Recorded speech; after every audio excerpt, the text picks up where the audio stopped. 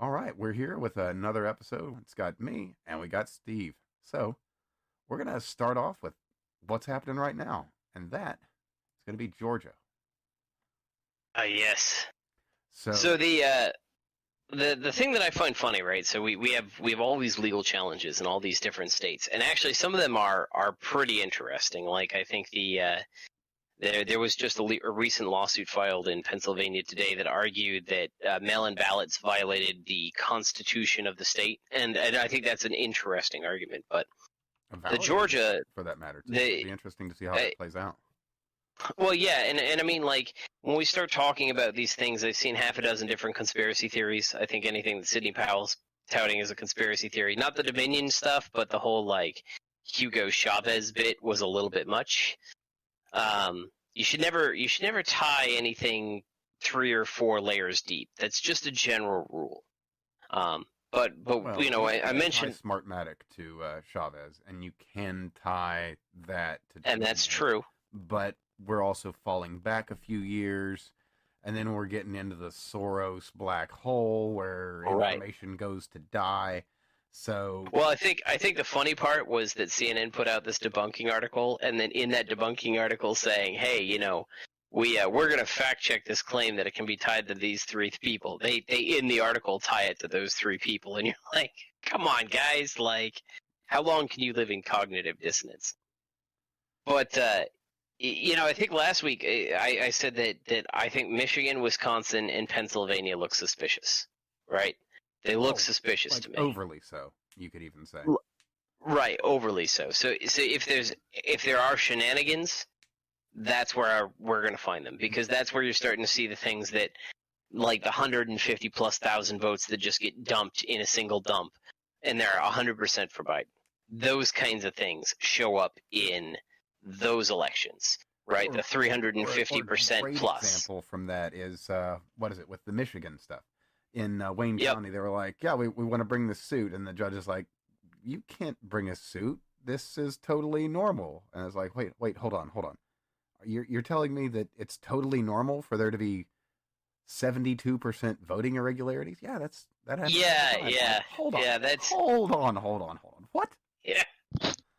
You know, I don't get me wrong. I'm not saying that the Republicans aren't doing it for, like, you know, tribalistic reasons. That's absolutely a possibility. Well, on that specific note, that's why we need to get into Georgia, because there's talk that Brian Kemp might have played a hand in a little bit of fuckery a couple years back, and might be why he's been so steadfast against a hard audit.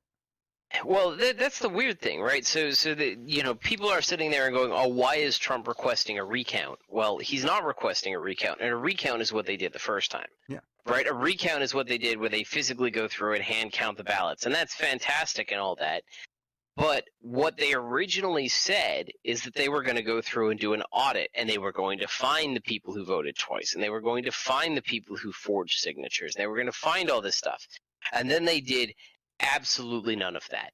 So the recount was literally just counting the ballots. Now, I trust the machines. I actually trust the machines more than I trust the human recount, because the machines don't really lie. So as long as there is no duplicitous stuff with the software, which goes back into the Dominion stuff, that may be a whole separate can of worms to open, but I haven't seen any direct evidence of that. With a USB key.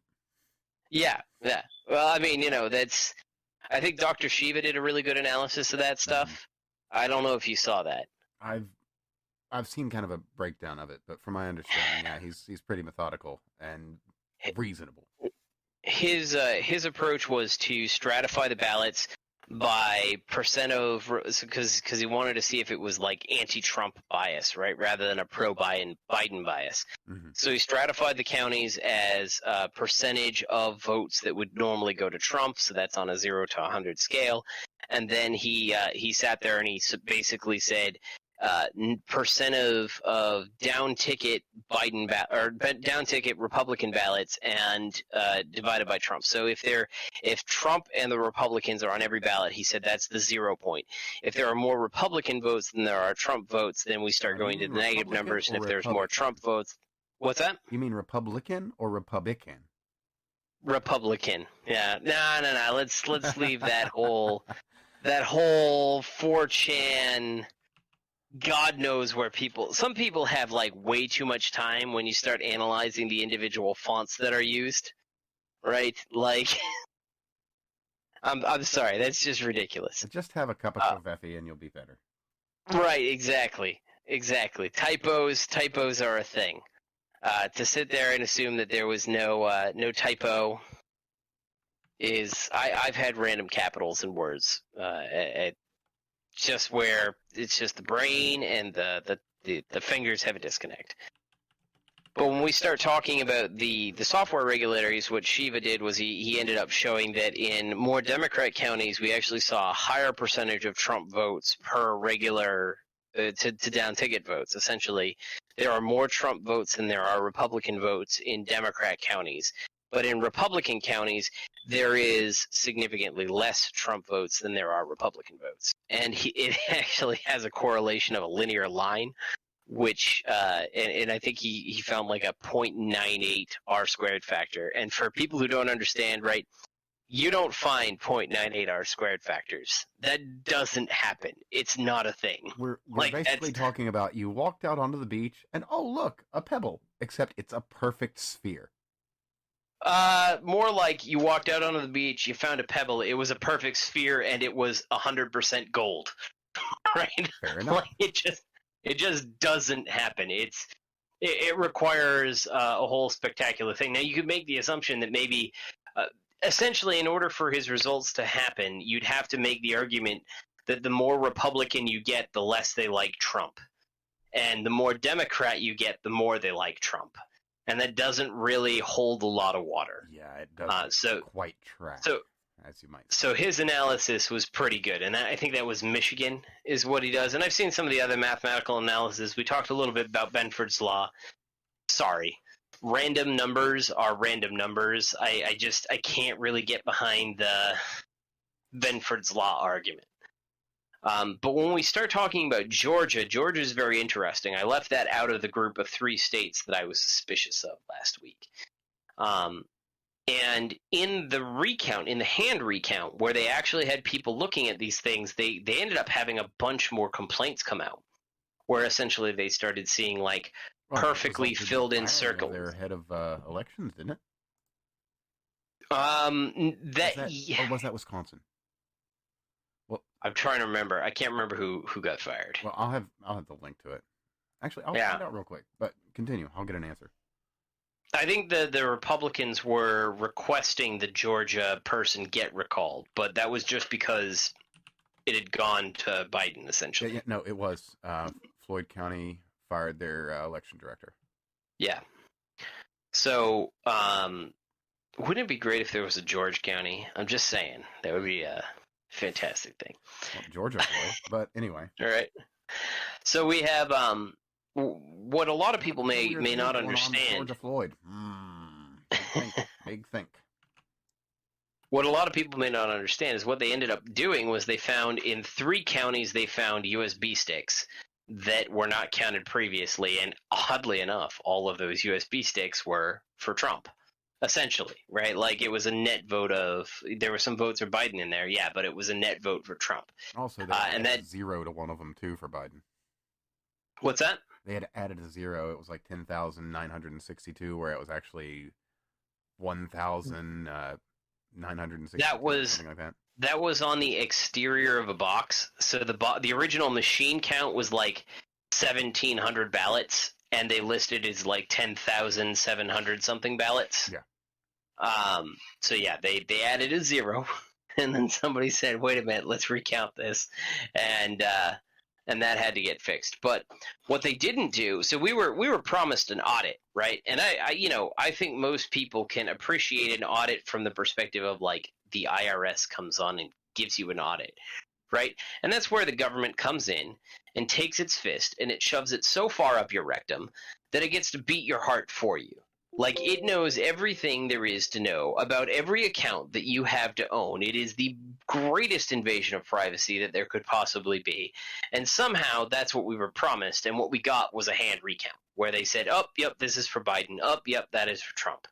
And but the machines are election officials that were there watching that told us of the odd chicanery that was going on during the recount. Right. Well, that's, I mean, The problem that I think that we're going to run into is we're always going to have people who are going to be arguing there's odd chicanery in any of these counts. You know what I mean? Like there is an incentive to find odd chicanery, so they're going to find odd chicanery. So I don't necessarily put faith in that, but what I was very surprised by is that they didn't do things like signature verification. Actually verifying that the ballots are real ballots and that nobody tried to stuff a couple extra ones in the box. You know what I mean? Oh yeah, yeah. And it's kind of weird too, because a lot of this stuff, you start thinking about it as an engineer, and you're like, could I fix this problem? You're like, yeah, I could. If I serialize the ballots, then I know how many were sent out, and I know how many were received. Well, I would be able to present the difference. There's even, relatively simple solutions. You can track any package that goes through the USPS. It would really not be much of anything to put the equivalent tracking number per ballot. You sign it. Well, that's site, that's kind of thing. Put in your number and track to see that your ballot has or has not been counted, and then just verify that the votes that went in were the votes that you cast. It really would be quite simple. If people were really truly concerned about doing this in the future, I would be okay with doing a blockchain thing. Right? Blockchain would have all of the technology built in ahead of time to basically let you do an audit instantaneously, and it would provide the opportunity for people to vote at home. But somehow... I'm still not too keen on that. I'd rather a more archaic method that's pretty well air-gapped, just because, we've seen that quantum computers can break pretty hefty encryption, so, better to err on the side of caution, in my opinion. I think that blockchain would still provide you that, because it's not like an encryption. If it would be a series of transactions, each of which is coded in the block. I suppose there's some ways that you could cause a problem or an upset in the computing of it, but I don't think it would be as easy as you think. Spoofing addresses and that sort of thing, but it can be done, and I'd honestly. Well, how did we get elections done up until the year 2020? Good God, how did we do it back in 1990? Well, back in 1990, they didn't really have this mass mail-in ballot thing that they're having a problem with, and most people had ID, and all of these other things that the Democrats have spent the last 10 years to. Asking a person for their ID to vote is very racist, and I can't believe you would even say so. I hear that. And my only response to that is I want people to explain to me why it is that black people are uniquely incapable of getting a driver's license. That's all I'm asking, right? You needed to buy alcohol. You needed to get your meds. You need it for healthcare treatment.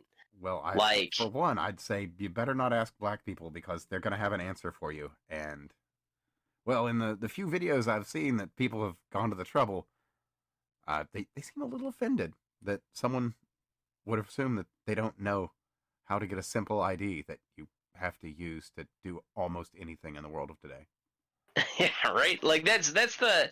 if you want to... So like I said, I used to be a progressive. And if you want to talk about one of the arguments that was like in that background of, hey, I don't really understand what you're saying and how this could be like disenfranchising people, I just don't understand how you find it to be how you can make the argument and argue that people who are asking for voter ID are racist because it presumes that somehow black people can't get one. Right? And you're like, hold on a moment. Let's pause here. Please explain to me how black people can't obtain a driver's license. What is unique about black people in that they're somehow incapable of doing the same thing that the rest of us do to function in society? I just blew my mind as a progressive and a Democrat. Or a simple explanation for you.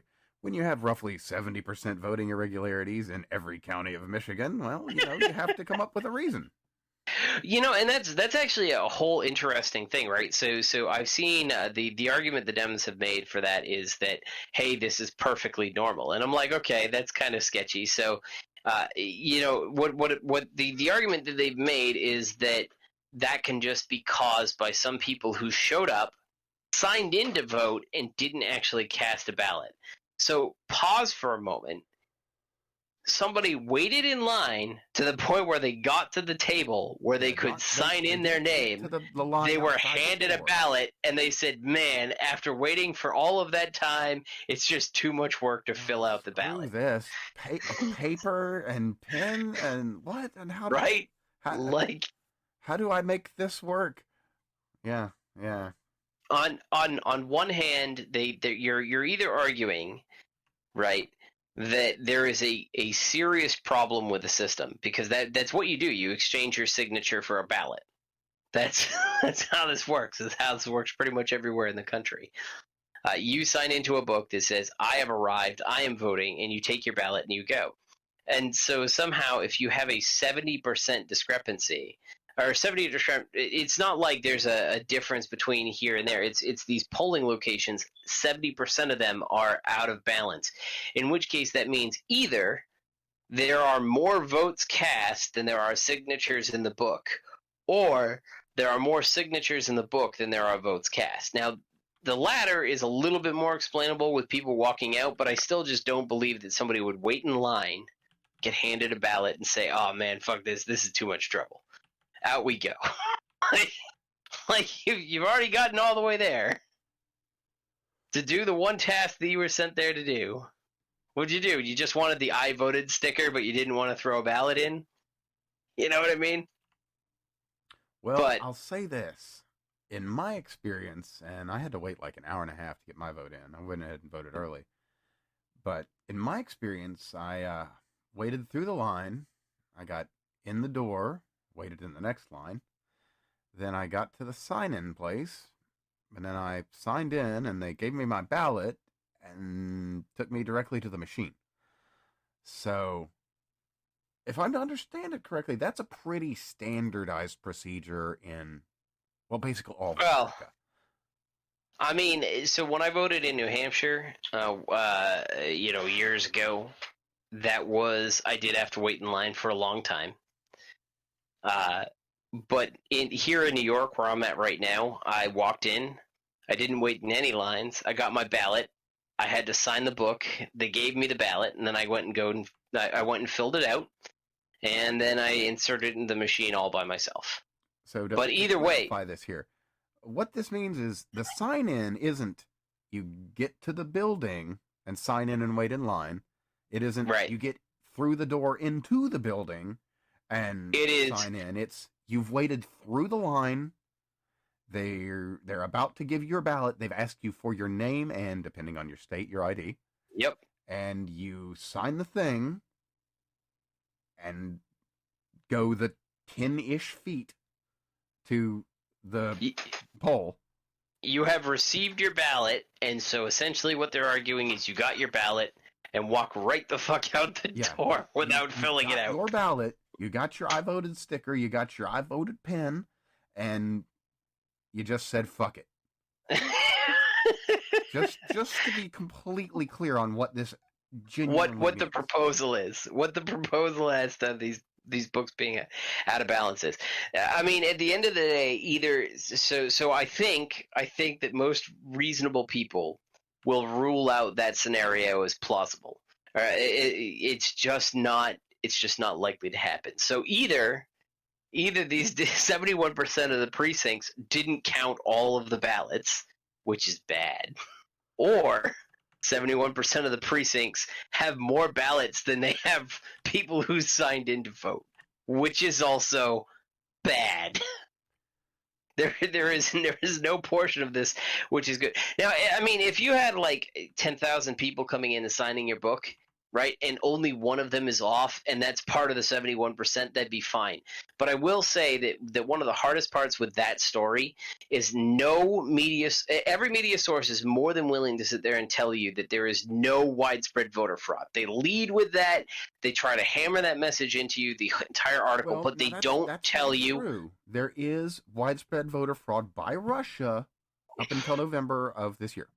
And that's exactly correct. Yes. They completely stopped because they respect our election. Well, they respect this election, not the last one. Well, Trump whipped them into shape. That's what their argument has to be, is that Trump scared Russia enough that that they weren't going to mess with our election this time around. Duh. But I could understand that the problem that I have is that the media wants to sit there and sell this.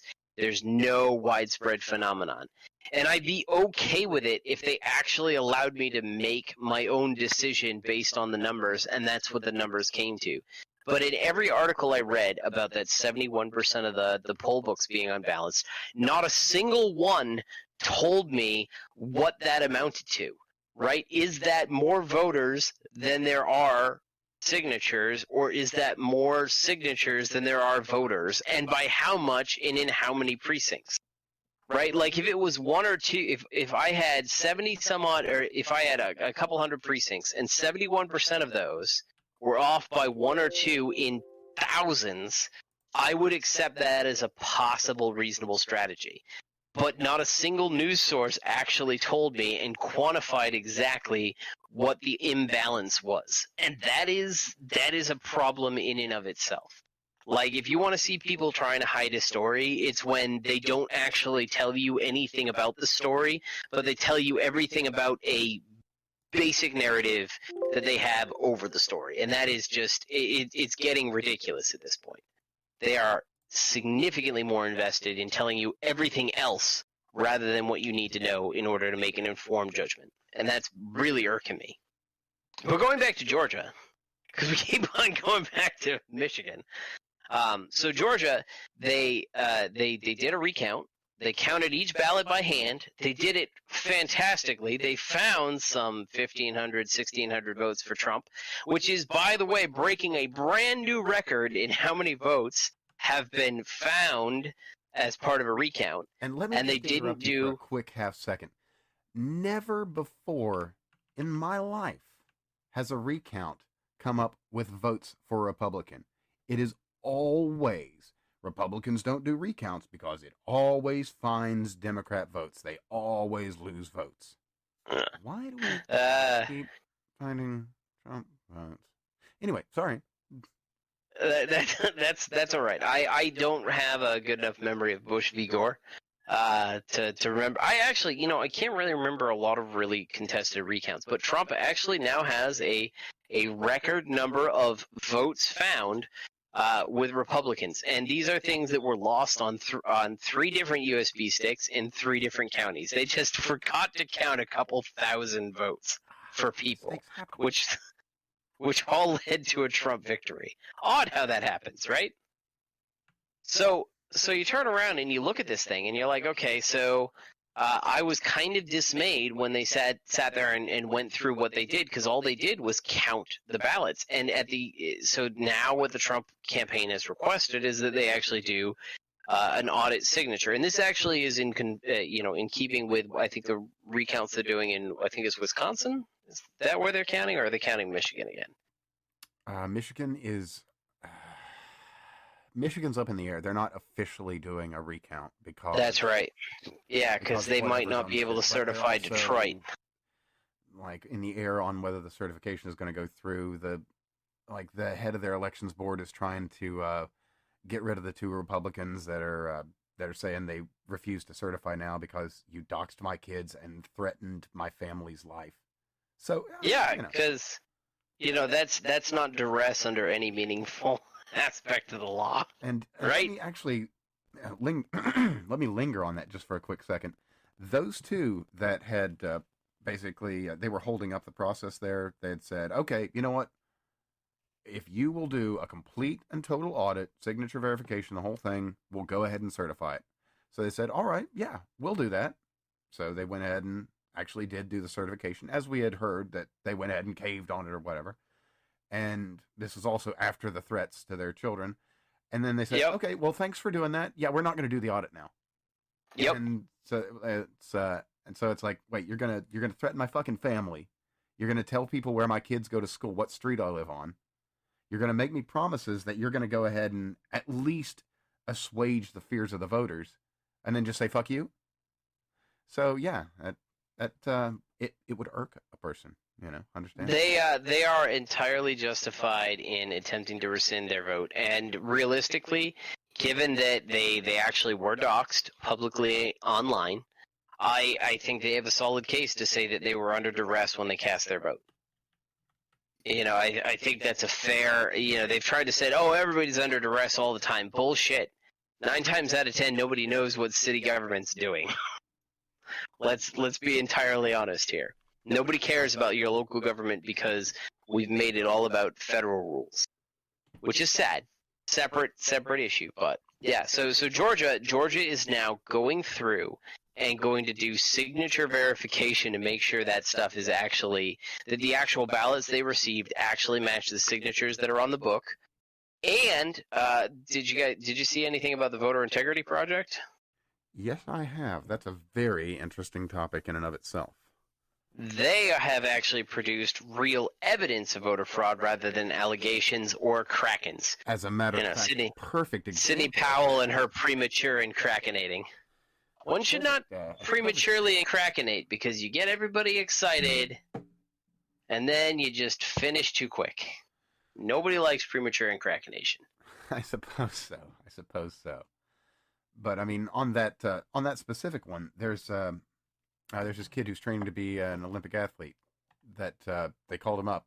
He's even on television to say what's happened to him. But he's training to be an Olympic athlete, Olympic wrestler, and he voted in the state where he's living to do his training. And they called him up and said, "Hey, we've got you on record as having voted and your vote having been received in your home state of it was one of these contested states. I want to say Arizona." I thought it was Nevada. Okay. You're in the right. We're in the right region, whichever one it is. Right, but either way, he's not there. He voted where he is. They called him up and say, "Hey, we have you on record as having voted," and he says, "No, I don't live there. I voted here." So that's possible. And I think their numbers are coming out something on the order of like 20 to 40% of Republicans that voted their votes that actually voted. They received their absentee ballots. They sent them back in. Something like 20 to 40% of them have not actually been counted in their vote. Now, granted, that's a sample. That's not representative of every Republican that sent in an absentee ballot, obviously. But that's what is it? I think they did it as a sample size of 1,500 to 2,000 or something like that in one state, and they're getting up to 40,000. It's crazy. And I think they also did some. They just released some stuff associated with Georgia, where and this came out today. I think it's Georgia. Could be another state, but they found that there are people who are claiming to live at a commercial residence. And basically, this is the closest. So one of the things, if you watch Tim Pool tries to be very careful with his language. It's irritated a lot of folks on the right, but I respect it. No, I know where the guy's coming from. And he is a good news source. He's an old school. He's like he's like what journalists used to be. Like an 80s lefty reporter. It's like, I'm a lefty, but I didn't put that. Yeah, here's the news. I'm left. I'm going to be upfront about it. So I actually respect Tim Pool, but he, what he said is that he can't sit there and talk about voter fraud. He can just talk about irregularities or impropriety or stuff like that because fraud requires intent. Well, guess what? Now they've found out that a whole bunch of people submitted, registered for, received, and submitted ballots that were based off of commercial addresses where they changed they added into the second line in your address, it's apartment blah blah blah at this commercial address. Well, there's no apartment there. It's a commercial address. So, you shouldn't be you don't live at your commercial address, or at least maybe I'm sure there's probably some very, very diehard working individual who is, but most people don't. And B, the individual who is writing this out is intentionally writing in an apartment number where there isn't one. So it is intentional fraud. So there is actual demonstrated widespread fraud. And I can't remember how many they had. I think it was like a couple thousand or something like that of ballots that they had found so far. That doesn't mean that's all of them, but that's kind of the thing. And that's one of the things that I actually like about this, right? So regardless of whether Trump wins or not, whatever ends up happening, I don't think he will. I think Biden will pull it through. Trump is up against, Goliath here as little David, and, he's got a broken arm. So let's be honest about where the score sits here. But it's really nice that he's exposing all this crap, because this probably is in all of our elections all the time. Well, as they say in Michigan, no, this is totally normal. It happens all the time. I can't believe they chose that as their argument. You're like, that doesn't make it any better.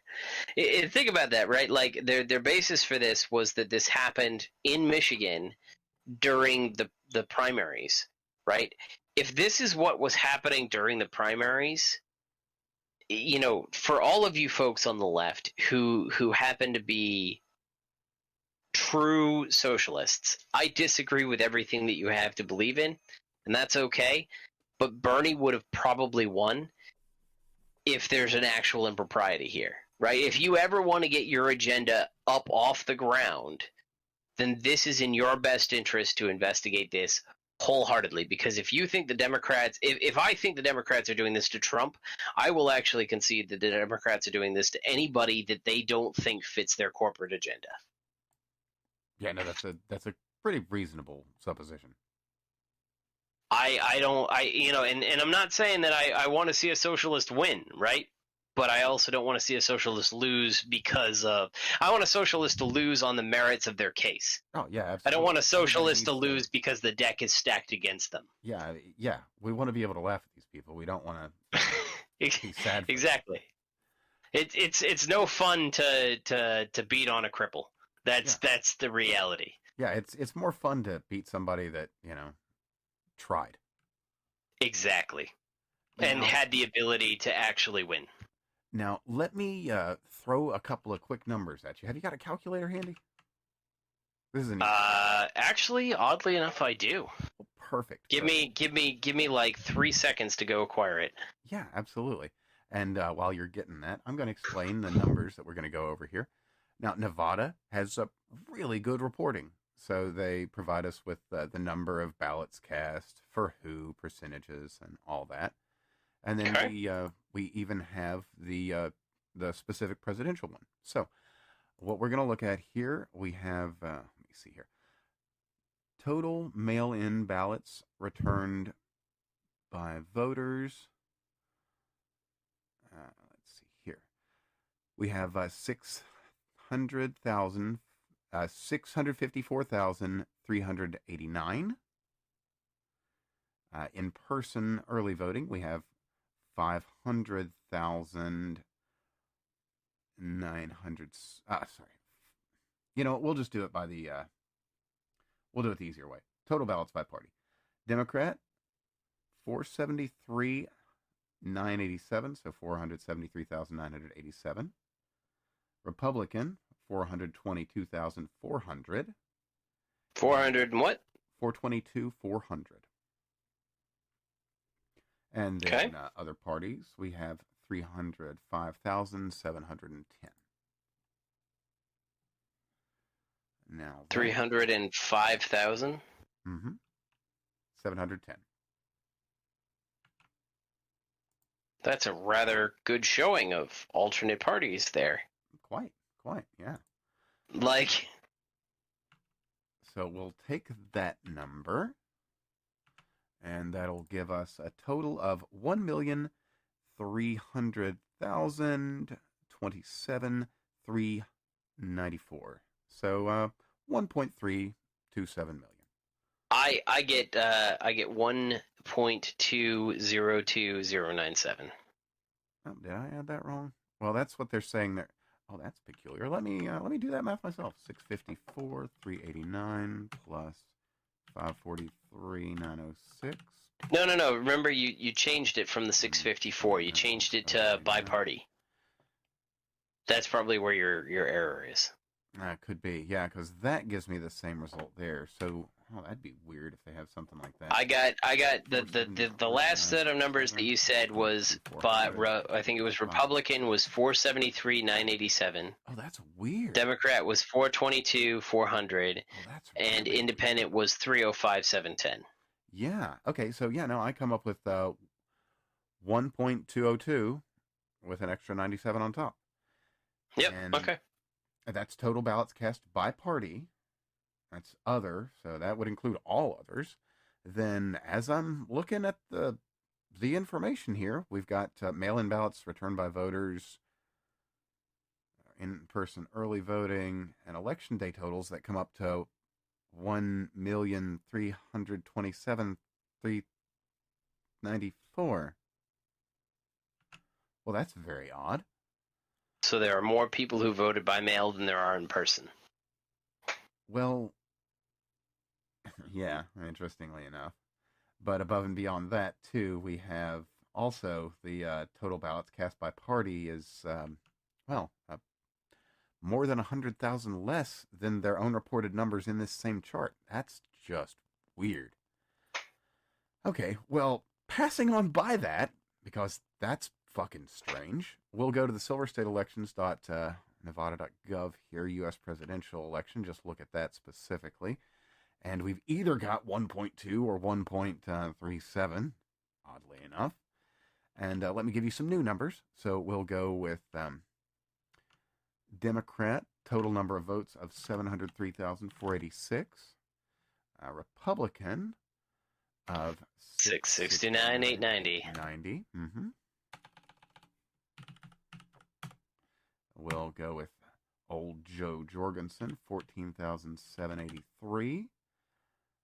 None of 14,079 because she's not that enticing. And other, Don Blankenship, of 3138, and we get 1.405,379 million.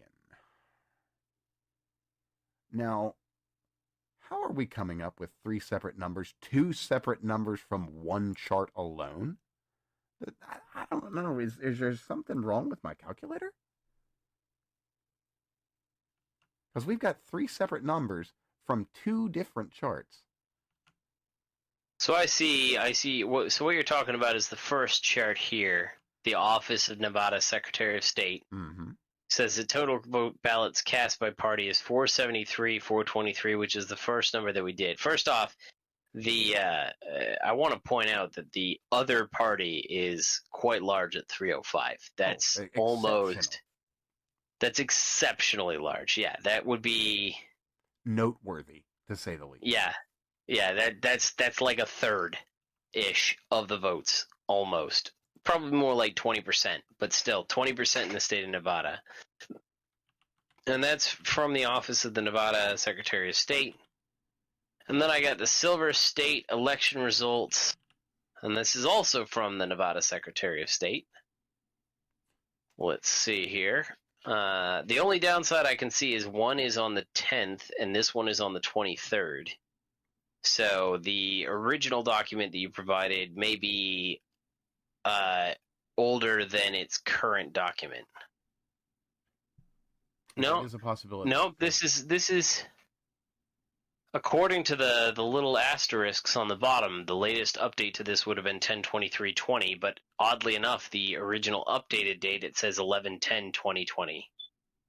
So there's something wrong on the. What is this? Something wrong? No. Yeah, the Nevada Secretary of State.gov show document ID says updated 11/10/2020 at 3:37 p.m. And then it says under the second star, the Washoe County's number of mail-in ballots were previously incorrect. They were corrected at 1:52 p.m. on 10/23/20, which 10/23 would be way before 11/10. Yeah. So I mean, our latest update, my bad. According to this, is almost 2 weeks ago. Yeah. So that's 2 weeks ago versus this other one, which is more recent. So that's possible. Mm-hmm. But still, that is like if you start talking about the summation of the Libertarian, the NP, and whatever the IAP is, that is significantly less than that document, which shows. Indeed, it is. There's 300-something thousand in this grouping. Not at all. Yep. There's a little over 30,000. Yeah. So, I honestly don't even know what to make of this, other than that it is incredibly peculiar, and I kind of feel the need to draw attention to it. Well, I mean, and that's kind of the problem that we have. And so this could be that this was the results on 11/10. But that would seem to be because I'm pretty sure Nevada was mostly counted by the 10th. Indeed. So I'm not sure why this modern web page, the one that is continuously updated, shows radically different numbers. And I still don't understand why we have these 300,000 for the Democrat, 300,000 for the Republican, or whatever, the 400,000, then 300,000 for the other. When the other, realistically, according to the current Secretary of State webpage, amounts to a little more than 30,000 votes. So, well, much like it is where they added the 0, and not at the end, kind of somewhere in the middle. Oddly, it seems like maybe they put a 0 between the 3 and the 5, where they oughtn't. I've seen enough stuff to make me suspicious of the Dominion voting system stuff, but I haven't seen any actual the downside is that it's a proprietary software, and you'll never see anything about a proprietary software. So basically what we're doing is a black box analysis where we're trying to figure out what this thing is actually doing on its own. Because realistically, this should be a very simple operation of press 1 for Trump, press 2 for Biden, or however you want to frame that. Oh, sure, yeah. But yeah, that's kind of weird. That is definitely weird. I hadn't seen that one yet. Yeah, that was brought to my attention relatively recently, and I actually had to somebody fact checked me, and I was like, oh, well, I don't want to put out bad information, legitimately, believe it or not. So I went ahead and ran the numbers, and it's like, wait, and I only just realized on the actual SOS.gov, Secretary of State, that one has incongruous numbers in its own reporting, like just the one. So, and I mean, I didn't even realize that till I did the numbers on that one. So this is all just so incredibly untoward. Well, this is kind of the problem. Like at the end of the day, you can argue that the folks who are interested in Trump pursuing these legal claims and are claiming are really just conspiracy theorists. But the issue is that all of this stuff looks really, really weird. And I don't think anybody can really say this looks perfectly normal and natural, and this is what we expect. Well, I don't know if that's the right characterization, because if we're looking at Michigan, well, this is perfectly normal and natural and what we should expect. Well, yeah, I mean, but the dead turn out to vote in Michigan all the time. Yeah, I mean, I saw a really great infographic. It was like Tupac and Biggie were listed as Biden supporters, and then we had 50 Cent and that one Lil Pump or whatever as Trump voters. Well, it's very interesting to me. I've seen a lot of the mathematical analysis. We are talking about events that are on the order of statistically almost impossible for what we're talking about. We're talking about 5, 6 sigma in some of these things. Some of these ballot injections are just so far outside of the norm. We did things like stop the counting, and then all of a sudden overnight there's votes that magically appeared. And I've seen people say, oh, we can debunk that, but I haven't really seen a very good debunk of the 140,000, because you can actually see it, that it shows up 4 o'clock in the morning. Boom, there it is. This injection of 140,000 votes. Now, there was one that they backed off, but that's not all of them. Well, actually, on that specific note, CNN was reporting. During their reporting, one of those vote dumps happened, and they were like, oh, wait, what's this? We've got a big update. Oh, Biden has taken the lead in this county, this county, this county, this county. And I think it was about a 60,000 vote dump that just pop done. Yep. And that's kind of the thing. Again, I've seen these in the graphs of the injection of ballots between one and the other, and that's a really good data visualization, and it looks suspicious, right? We see things like Shiva's analysis, and that looks suspicious. And then you get stuff like these conflicting web pages, and that looks suspicious.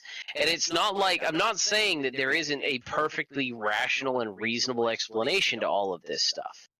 I just don't like, the odd part is that we have all of this information, and nobody's really digging in to show us what's actually going on. There's absolutely zero interest in looking into this, and that's even more suspicious. I don't really like, we start talking about this thing, and I think we mentioned it in the last show. Voter fraud is really tough, right? Like, proving voter fraud is the same difficulty as proving money laundering. And we don't have any of the weird part is we don't have any of the countermeasures that we do on our ballots that we do on our money. And yet you would think we would. Like, if we serialize the ballots, we could track them. We could say that nobody has excessively printed too many ballots, right? We could count the serial numbers, and we could say every serial number is distinct. Every serial number was officially handed out. Every serial number has been taken back and received. And that alone would eliminate a significant portion of these things, like the claims that we have vote dumping in Georgia and ballot boxes that showed up in Michigan and Wisconsin. That wouldn't be possible if we serialized the ballots. Well, even and on we top have of that, proper too, chain of custody. you could manually and mechanically serialize the ballots. I mean, we had paper punch machines for how long? And it's nothing at all to have something advance a pin 1 millimeter to Well, so that you've got an actual thing that you put it in a machine. It's like there's a hole there, so that means whatever. I mean, there's any number of ways it could be done beyond just like a QR code or a barcode. I mean, you could put something in there that is hard and fast. A blind person can run their hand over it and say, "Oh, yep, it's here." Yep. I mean, that's the thing that is absolutely stunning is we start talking about election fraud, and we know that's coming up, and we know that there is because this is not like something that just suddenly popped out of nowhere. We knew what Trump was going to claim back in May when they first started pitching this shit, right? So why wouldn't they turn around and produce security countermeasures to basically head off the majority of the claims? Why wouldn't you have something where you can track and make sure that everybody can check to see whether or not they actually voted and that their vote was properly accounted to who it was? Like, I mean, a QR code, right? You could take a ballot and you could take two, that again, going back to the serialized idea, you could have 2 QR codes. One is attached to the ballot, and one you take off and you take home with yourself. And then once the votes are counted, you can turn around and scan that QR code, and it would automatically turn around and say, yep, this serial number of this ballot was attributed to this person, and this is who voted on this serial number. Absolutely. Right? There is no reason we can't do something like that. I mean, there are mechanical zero additional costs. That each time you stamp it, it advances the number on the stamp. Right. And these things have existed since like the 30s. Yep. Like, this is old tech. You could have a stamp with ink and a pad and stamp the thing twice. And every time it does a second stamp, it advances to the next number. I mean, this is literally child's play to resolve. There is a dozen different ways that we could do appropriate fraud counterfeiting measures. Right, and we didn't do any of that. So you start talking about the folks who are saying, "Oh my God, Georgia, look at these, these ballots that is a stack that's purely for Biden, and it looks like it's machine printed." Well, that's definitely a possibility, right? That's definitely a possibility. That's definitely a problem that we definitely should be looking into that. But why is it that we don't have some sort of countermeasure to catch that shit? You know what I mean? Oh, yeah, no, I hear you entirely. You look at how hard it is, how hard fought it is to get voter ID laws put in place. And never mind you look at this crowd. This crowd is super keen on Europe. Like, Europe does everything right. They've got everything right. They're on top of things. Like, can we do voter ID like they do in every European country? Whoa! That's racist. Well, I mean, you start talking about the people who want to talk about these great social programs that the Norwegian states have. Well, you know how they get those social programs? They do it with a crazy amount of taxes on the lowest, on the poorest of the poor. right? Everybody pays taxes, and they pay like 30% as their base margin. That's not 30% for the middle class and 40% for the upper class. That's 30% for the people who are working at McDonald's and Burger King part-time, right? That is 30% for the people that we give a tax-free benefit to, and we can't do those kinds of things. And we don't accurately display these countries. But I just don't understand why, when it comes to an election, right, you know what Trump is going to do ahead of time, so why wouldn't you just head it off? You put in a couple anti-fraud countermeasures, and all this stuff goes away. Why did they you start talking about Pennsylvania? Why did they corral all the Republican observers into a corner pen? Of course they're going to complain about that. That was fucking stupid. Yeah. Why is it that you turned around and you didn't serialize the ballots? Any place that you're dealing with, if you know that that's the president's play and you know that you're a swing state, you should serialize your ballots. Right? I don't think New York needs to serialize their ballots because New York's going to vote for a Democrat. Like, it doesn't matter. Right? But any of these swing states, they should have they should have the basic anti-fraud countermeasures that we put on our money. And we didn't even do that. It's stunning. We've been putting on our money since what, the 60s? That individual bills at least serialized? At least. And I'm that one countermeasure would eliminate anything. Yeah. I'm talking about each bill has an individual number. Yep, that's been for some while. And that way if somebody steals a batch of ballots and then fills it in, that means that you know where the ballots were sent. That means you know who got what where. Going back with your idea of tracking things through the USPS, there's no reason why we couldn't turn around and say ballot blah blah blah ID was sent via USPS to this house. It was filled out by them at this house and returned to the mail, and this is when it was rescanned in its return envelope. Yeah, and then you start talking about this Pennsylvania stuff, right? To do all of this, even. It would really be a matter of adding a new inventory item to these systems. Most of this is not a crisis. That's largely what it would be to actually implement such a system. We're not talking about putting Obamacare in and healthcare.gov and that debacle. Yeah, no, we're talking about a minor item to a database. Right, exactly. We're talking about a minor modification to software that could be done, a minor modification to the printing that could be done, and the majority of these problems would go away. Right? The majority of these issues would disappear. Now, does that stop people from does that stop the cases of people submitting ballots for people that didn't actually vote? No. Oh, sure. Or these cases of, like the one that just came up of the mental institution where all the people that were, in severe duress and deeply psychotic or catatonic, a number of them voted. Yes, that doesn't stop all the bad actors, but it would certainly stop the, hey, yeah, this is widespread. It would eliminate the comment of widespread because it would make widespread impossible. Right. You would have to come up with a completely unique system to sit there and circumvent these basic countermeasures that we've had on money. And that's why we serialize our bills, and that's why we add these things. I mean, we update our money every 10 years, and we haven't updated our ballots when? There's nothing that we do for countermeasures on our ballots. And then you start talking about mass mail-ins now. That was a huge mistake. And ultimately, anybody who wants to turn around and ping Trump, I think that's a fair argument to ping Trump and say, hey, you lost, get on with it. But at the same time, you knew he was going to argue this. Unless it was a landslide for one or the other, you knew he was going to argue this. Yeah. Right? Well, this is not something that we by the time you printed your ballot to send out and mail to people, you knew this was coming down the pipe. Why didn't you head it off? Why didn't you go above and beyond to prove that this system was secure?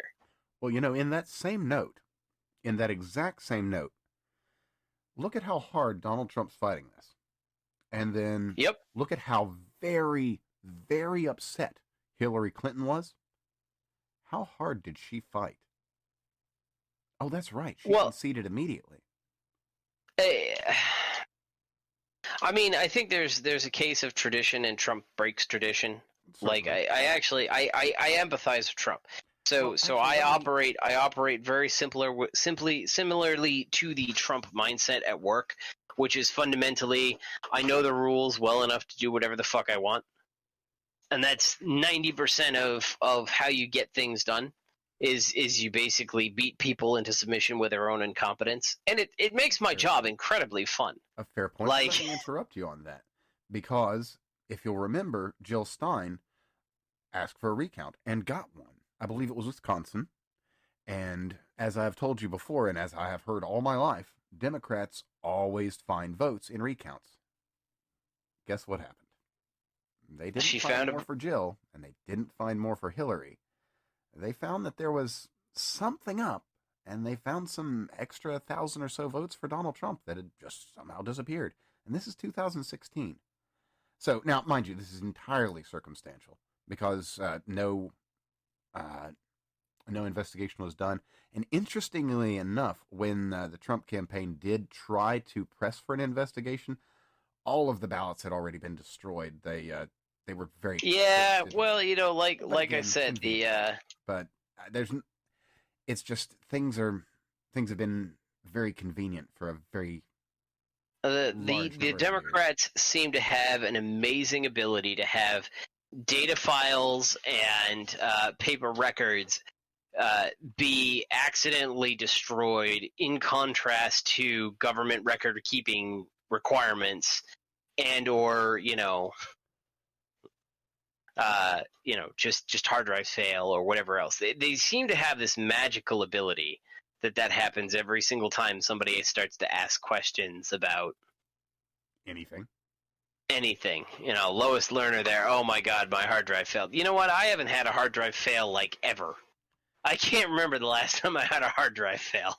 Yeah, let me see here. In my old box that ran for 9.5 years on the original hard drive, I think I had a cluster of sectors that had gone bad. Maybe. And that maybe, no, right? I did. I mean, I defragged. Oh, really? Fairly regularly. Yeah.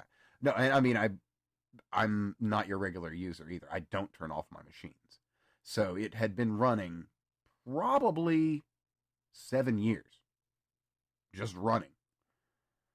So, and that's just a cluster of sectors, just a few, not enough to even invalidate any of my data. Well, I mean, and on top of that, you start talking about government record keeping, and they have required backup systems and all this other stuff that somehow we just couldn't recover lowest learners' emails. But this always seems to happen for the Democrats. They always seem to lose their records.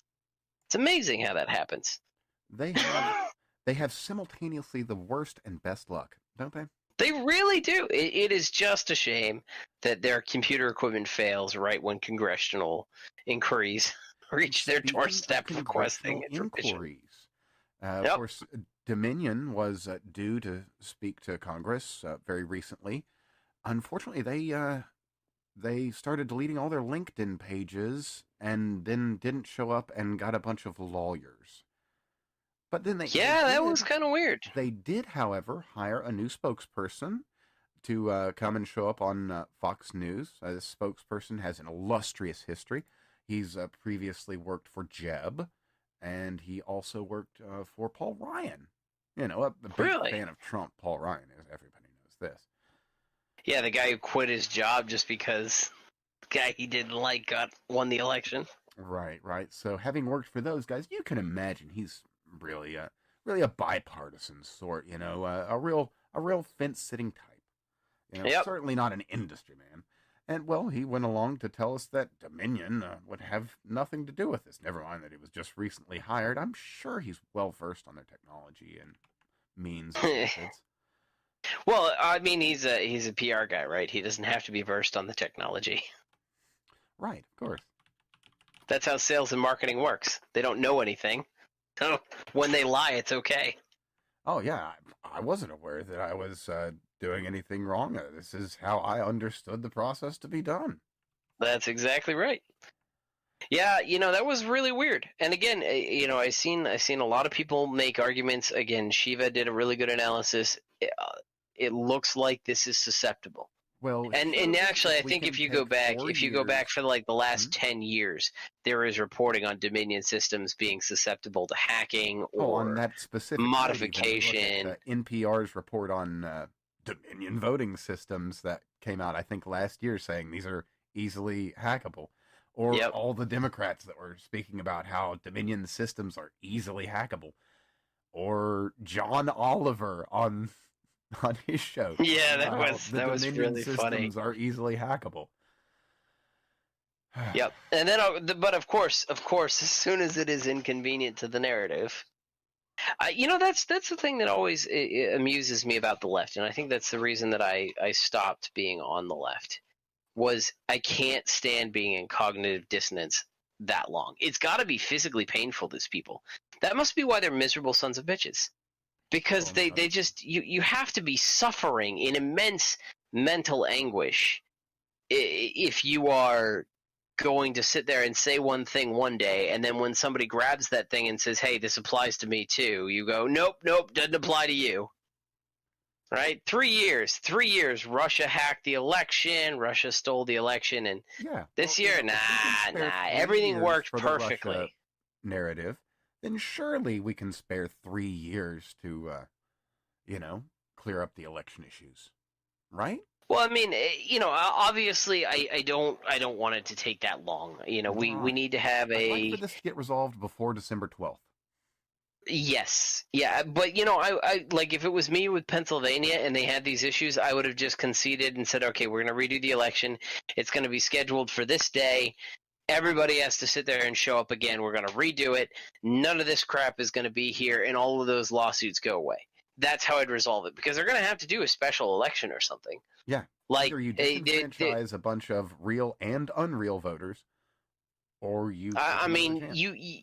you can be hoping the Supreme Court won't turn around and throw out 600,000 votes, and I think that's a reasonable hope.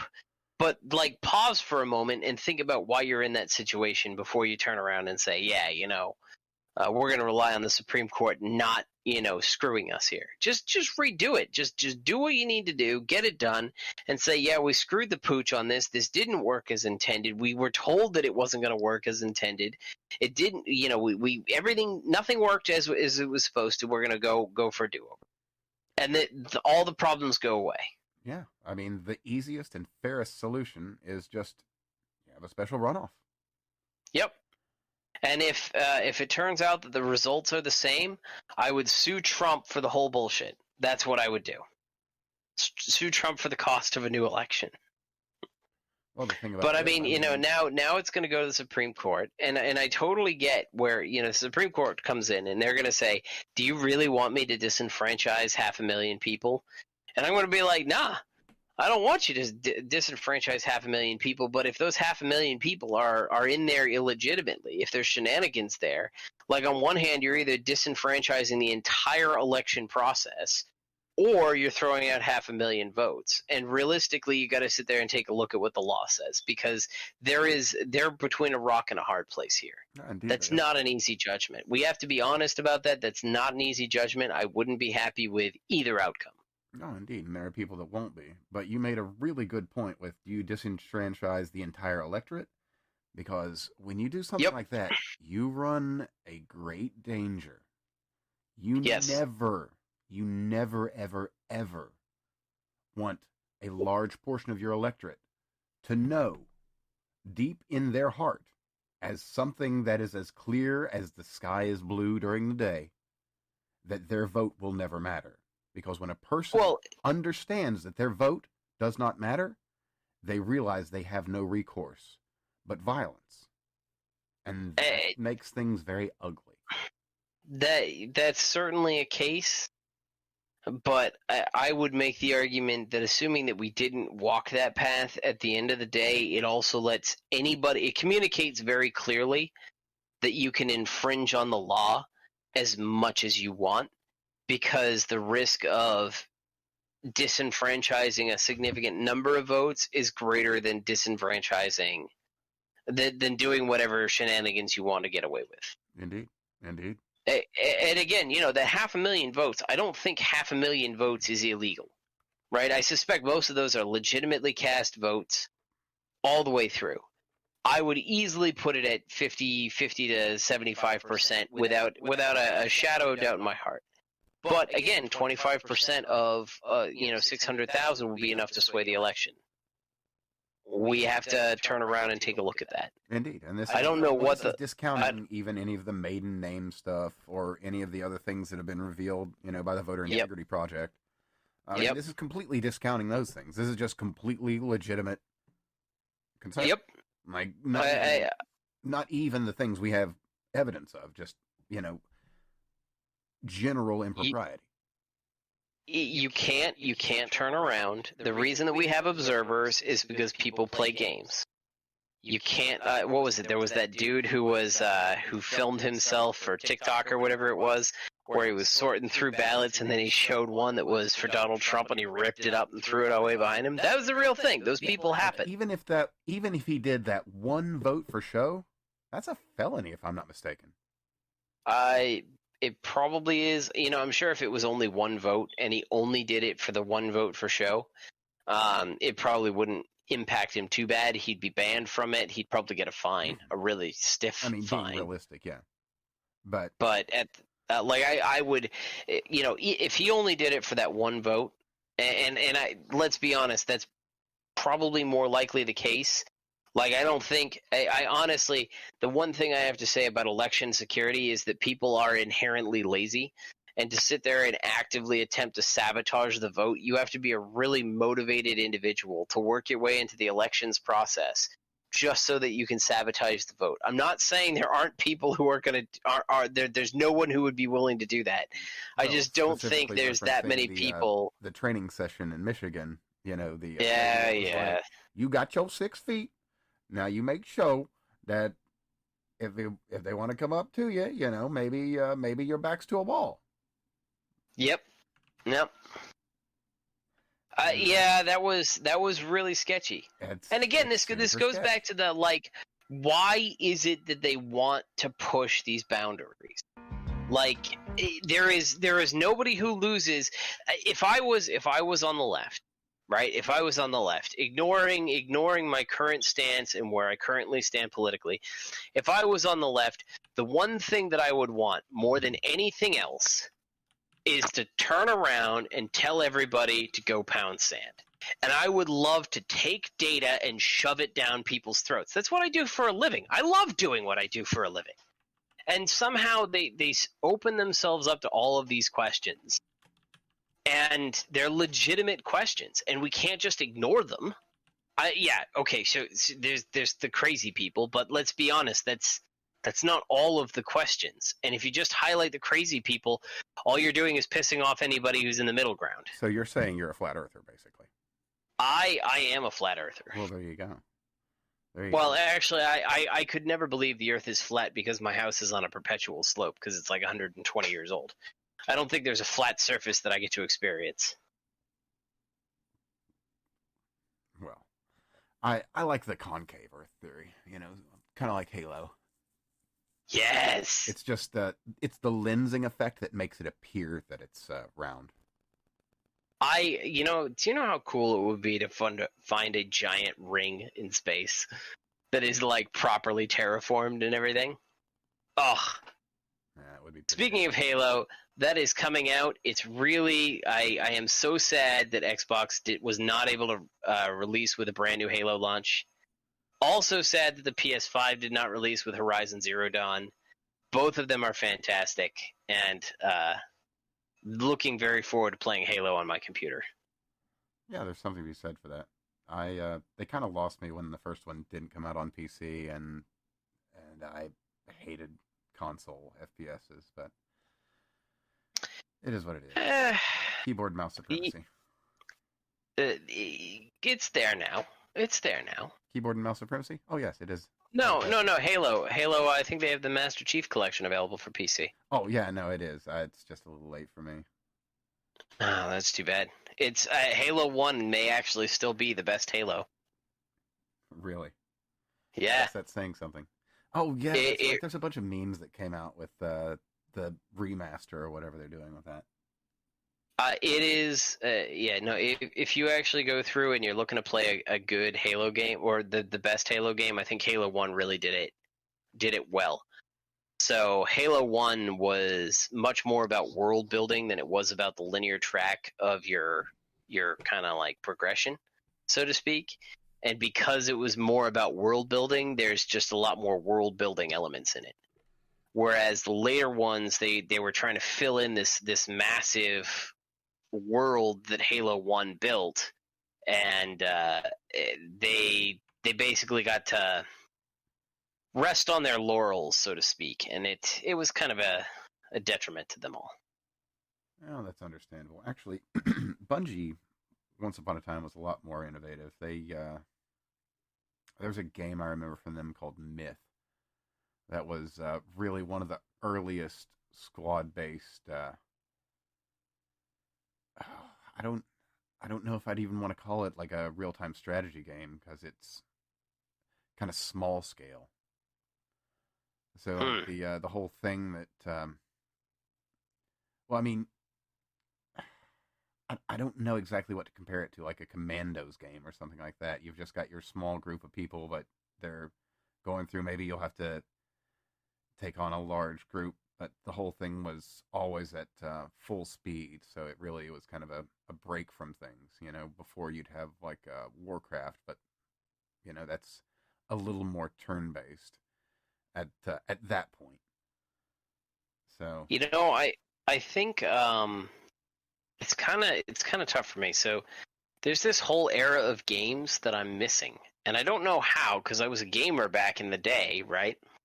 But there's like every single time that I never really got into Deus Ex, right? I never played any of the Half-Life series. I never played any of a lot of these older games that were foundational principles for some of the modern games. And you go through and you read articles, and people will talk about these things as if they were the most innovative pieces of software that were ever developed. And I never played any of them. So old Bungie stuff, my knowledge of Bungie was that they existed just for Halo, and I had no idea they did anything beyond that. Like, for me, it was like I was playing Monster Rancher 2 at the time, and then my buddy got the Xbox, and such a good system. Yeah, such a good system. Yeah, the original Xbox was a great thing. Love that controller. The original controller is possibly the best controller design ever. It doesn't work if you have small hands, and, well, I'm sorry if you have small hands, but the Duke is the ultimate. Yeah. The PS4 controller is pretty good. I actually really like that one. I got to, I did Horizon Zero Dawn with a PS Now thing, so I could play it on my PC, and it was pretty solid. I'm looking forward to the PS5 controller because it looks like the Xbox controller. Everything it's convergent evolution is what we're seeing right here in game design. I want to see a Rise of the Duke. It needs to come back. That was a great controller, though. It was so huge. It is. It really is. I mean, legitimately, I really enjoy that controller. And the few that attempted, I think Mad Catz did a couple that were close, but none of them ever had that right fit for my hands. But it is what it is. I mean, I'm sure you can probably get an old one and modify it so that it works on new systems. The actual button layout is not radically different. You can. You've got to get an adapter because it's got a proprietary connection. Yep. Yeah. But that weird thing so that when you yanked it back from the system, it popped out. It's like a weird pinout, and it's got its own USB style connector that only is on an Xbox. So, yeah. So you either have to pull that off and do it yourself or get an adapter. They do exist, and there are drivers, so you can do it, but those drivers were for 7. I haven't even bothered to look and see if it exists for 10. Might be worth it, though. Best controller ever. Well, I'm going for, this go-around, I'm going for the PS5. Fair enough. I don't have money for consoles. I am trying to get into 3D printing and all that, so... that can be an expensive hobby. Well, As my 3D printer sits here taking up a tremendous amount of desk space, an entire roll of PLA that I have never used, and it's literally acquiring dust. mine is what? Let me look over here. It's about 33% assembled. But my resin printer is behind me, and it's at about 95%. So all I've really got to do is get it together, get it leveled, and I'm good to go on that one. Now the resin printer is going to be another issue entirely. That's not really going to be for wear parts or anything. That's more for my artistic endeavors. But I think I think it might be an interesting thing to find a market for. Who knows? The one thing I have left is I have a sensor for my 0-point sensor. That's the only other thing that I have to install on my printer, and then just get it level and start trying to print with it. So it's not that hard. I built the whole thing. It's all together. It turns on and everything. I just haven't had any need to print anything. I just don't have like everything that I could want. We've already had a similar discussion in the past, so I know there are some things you don't have. So I would say go to controlpew, CTRLPEW.com, and look over some things there that you can do some test prints on. Familiarize yourself with your hardware. Maybe that's a good thing to go for the upcoming January riot season. Yeah, I mean, 2021 is going to be an interesting year. Why not take this time for not just you, for anybody listening at home? Go ahead and get yourself a 3D printer. It's Black Friday time. There's great deals out there. There are. So go ahead and get yourself a 3D printer. For maybe you want to make art. There's a great company that makes wind chimes, as a matter of fact, that I'll make sure and link down below. Their wind chimes are excellent. They mate very well with certain other 3D printed parts that you can house them in. They don't work as well as a wind chime then, but, well, I mean, it's up to you how you use your parts. I would probably be much more interested in getting some of those components, but I live in a deep red county, so like during a riot season, we were just sitting there being like, we're separated by geographical boundaries of a river, right? And we're kind of sitting there and being like, hey, Red Rover, send BLM over. And that stuff never showed up here. Never showed up in my county. Nobody had any interest. Like, I can go to the city right next door to me, and it's barely a city, but it's, decent place to go hang out, get a solid sandwich. Went up there, and I actually saw, one person out there talking about, I think it was like the Women's March time frame, and she was out there holding up her sign protesting Trump or whatever it was that they were protesting, and somebody managed to show up and put up a "Life is Wet" with Pepe. With Pepe, and was standing there with "Life is Wet" with Pepe on the corner, right behind the hardcore feminist. It made me so happy. That's the place I live. Ah, good time. Where the memes come alive. Well, speaking of living memes, controlpew.com. Yeah, I'm going to keep showing that because it's just fun. I'm all for it. I probably should actually 3D print something like that. I really should. That would be a good project to get it up and off the ground. I do actually have some. That being said, I'll go ahead and put it out there. I am going to try and revive the gyrojet. The gyrojet. What's that? Oh, you're not familiar. Okay. Gyrojet rounds are largely a self-contained rocket. You've got a round that has a tail. It propels itself.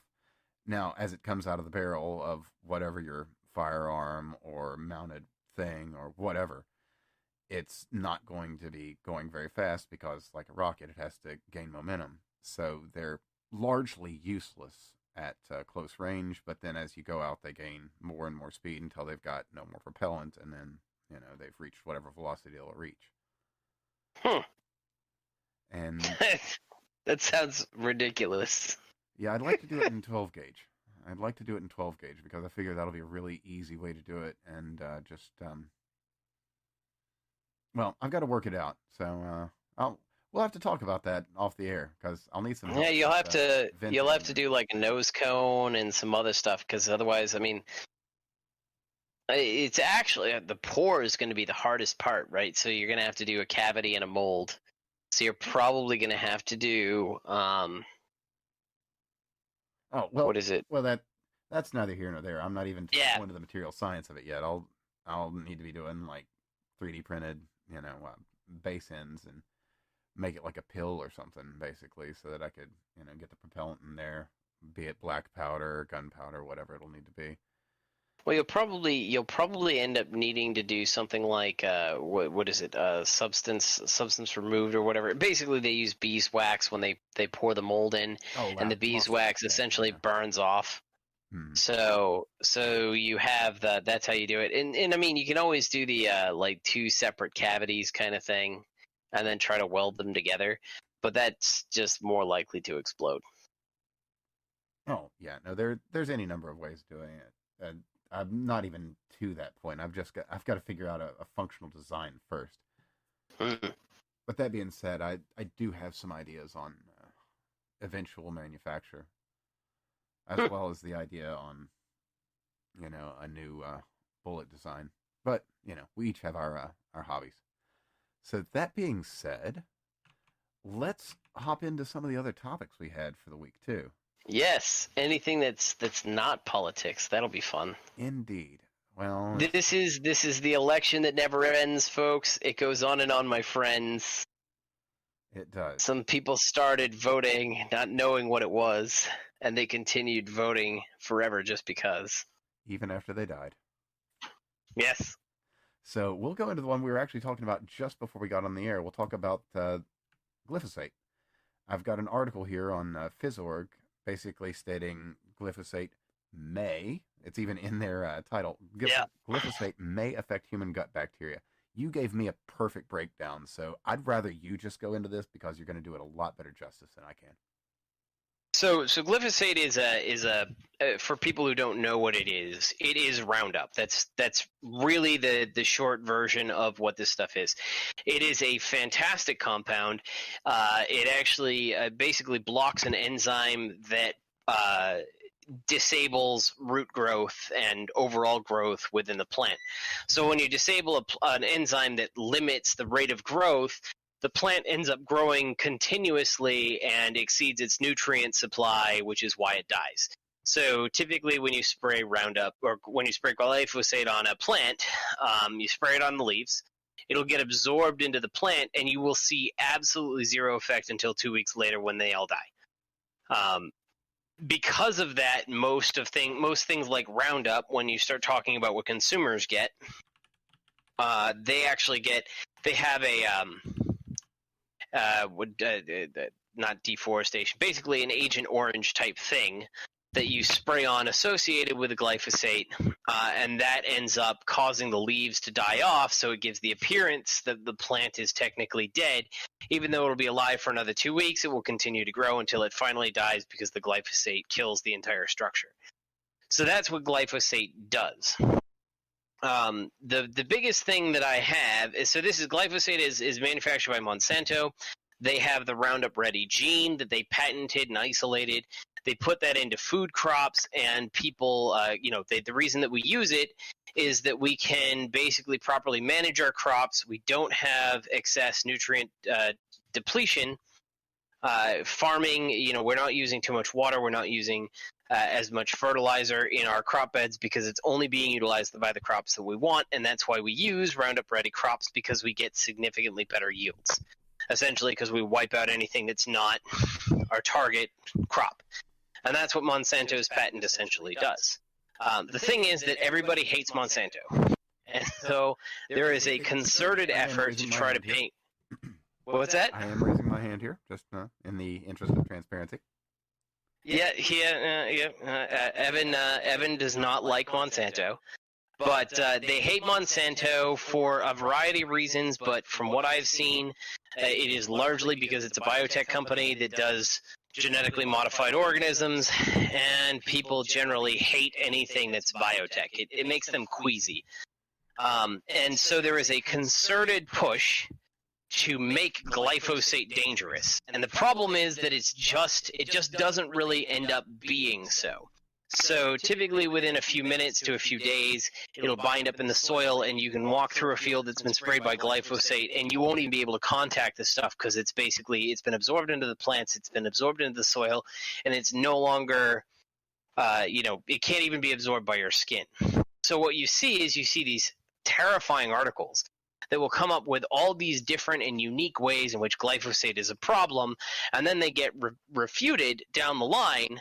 But people will use those articles in cases to argue that glyphosate is dangerous or toxic or hazardous. So I think it was a couple of years ago, an individual received a very sizable settlement arguing that glyphosate causes bone cancer.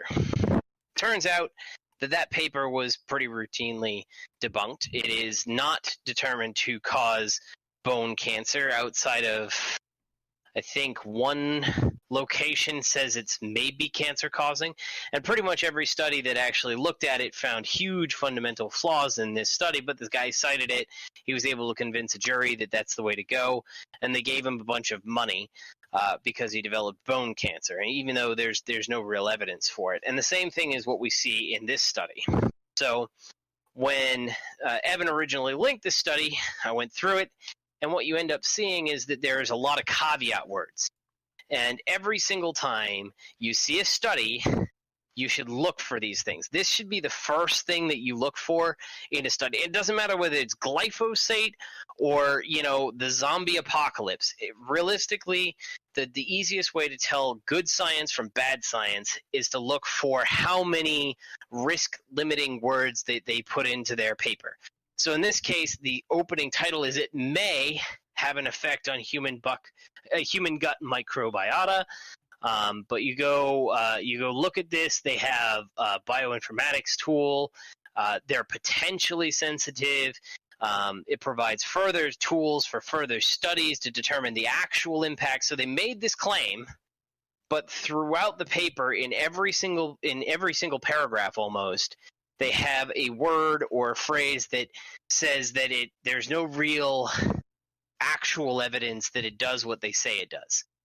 And this is a very common thing. So that's kind of the short of the glyphosate stuff, is that I see this stuff. I see negative articles about it all the time. They get routinely debunked by a whole bunch of articles. They get none of the fanfare thereafter. But it really doesn't appear to be that dangerous from what I've seen. And there is a concerted political effort against it. And just because it's Monsanto and nobody likes Monsanto. Sure. And just to be devil's advocate here, the long and short of the article is basically they're saying that the pathways that exist in you are not something that glyphosate can target. And so they're saying that those pathways do exist in bacteria, so therefore your gut bacteria, they say 54% of it may be susceptible to this. Right. So the argument is that if you get down a series we talked about this, I think, in a couple episodes back, is different gut flora go down metabolic pathways to produce different proteins. So there might be a couple metabolic pathways which are blocked by this, which means that some gut flora may possibly be impacted by glyphosate because they won't go down the pathway, or it blocks or interferes or causes another problem. But they have no actual evidence of that. They've just postulated that it's a possibility. And with that being said, there was another one we were talking about that hits on a couple of issues that might surprise a couple of people, and we're going to talk about milk for a second. Ah. And waste Do we milk. have to stick to the milk? I mean, this is such a rich topic. There's so many cool things that have been proposed. Well, there are, but I mean, we'll start off with this particular article and then just kind of go from there. The title of which, I'll obviously have that link below. Waste milk could be used to reduce power plant carbon dioxide emissions. Now, well, I'll let you get into it. So the short of it is, carbon dioxide and other greenhouse gases are, climate change and all that other stuff.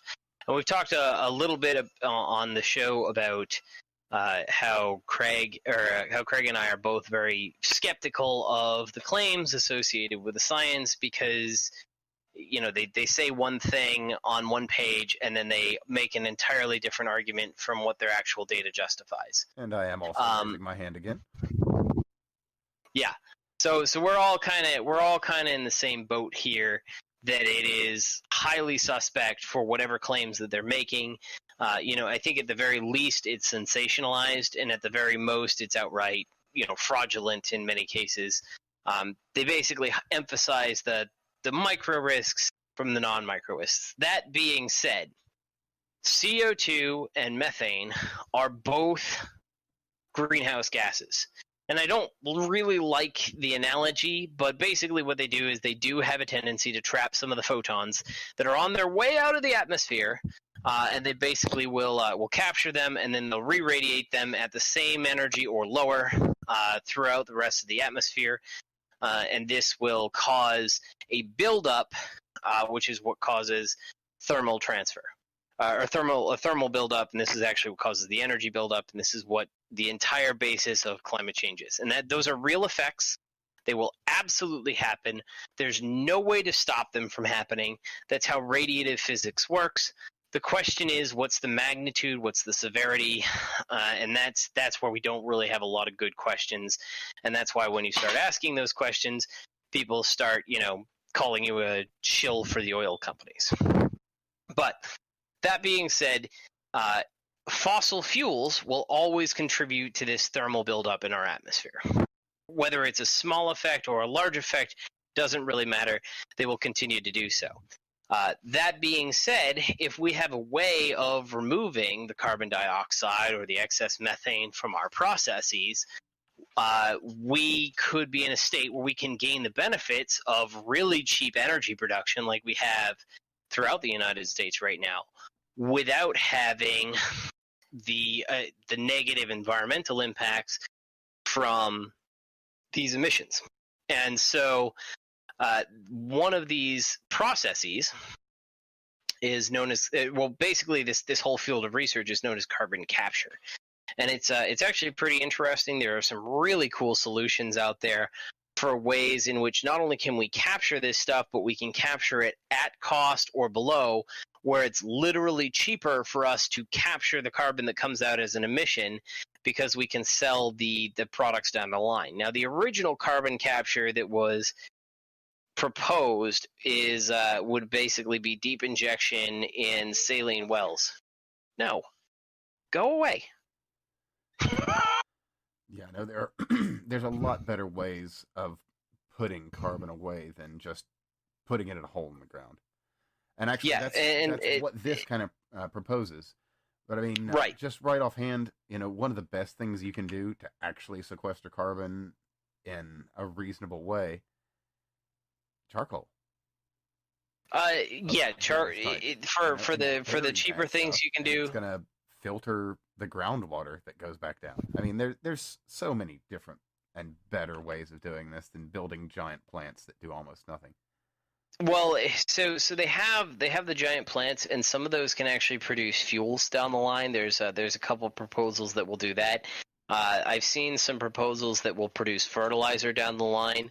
I've seen one that actually proposed getting hydrogen out of seawater, and then they would that the byproduct of that would be like calcium carbonate, and they would actually use that to sequester and make fuels for like jets or something like that. So this could actually be, and I think there's some development on that.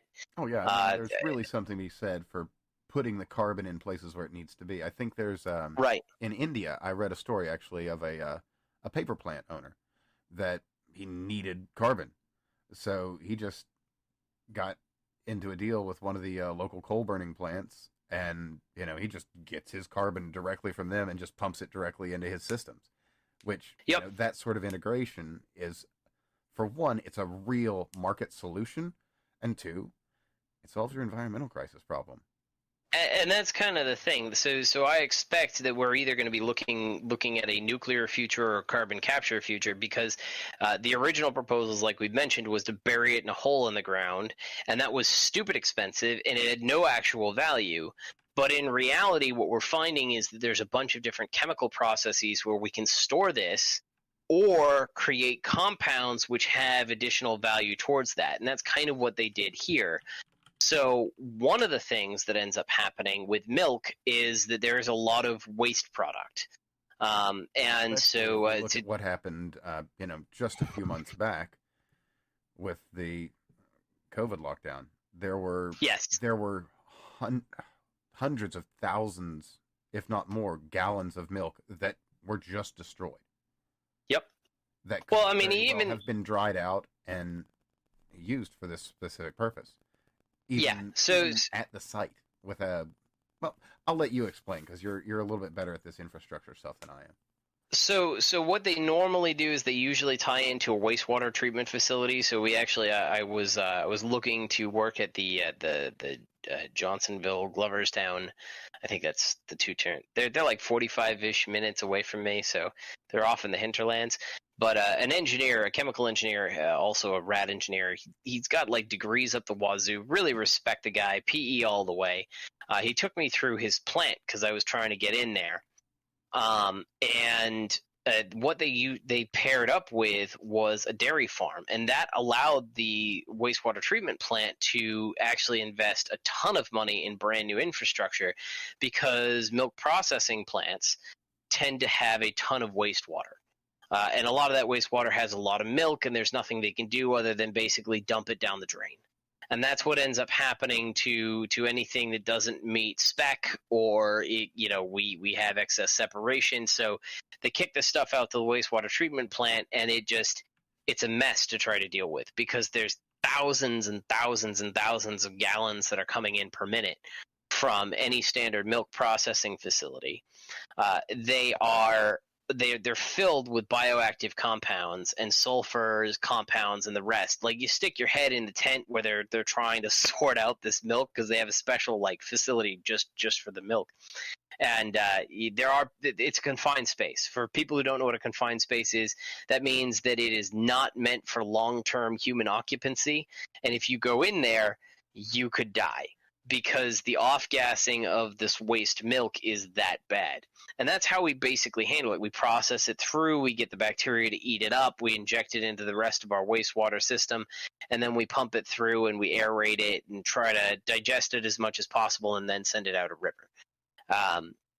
But what they're proposing here is that if we take dehydrated milk, we can actually modify it to basically open up, it's already going to be a porous material, to open up and kind of absorb some of the excess CO2, allowing it to do better than some of the current processes that we use, which is typically like coconut shells, or we'll use charcoal or something like that.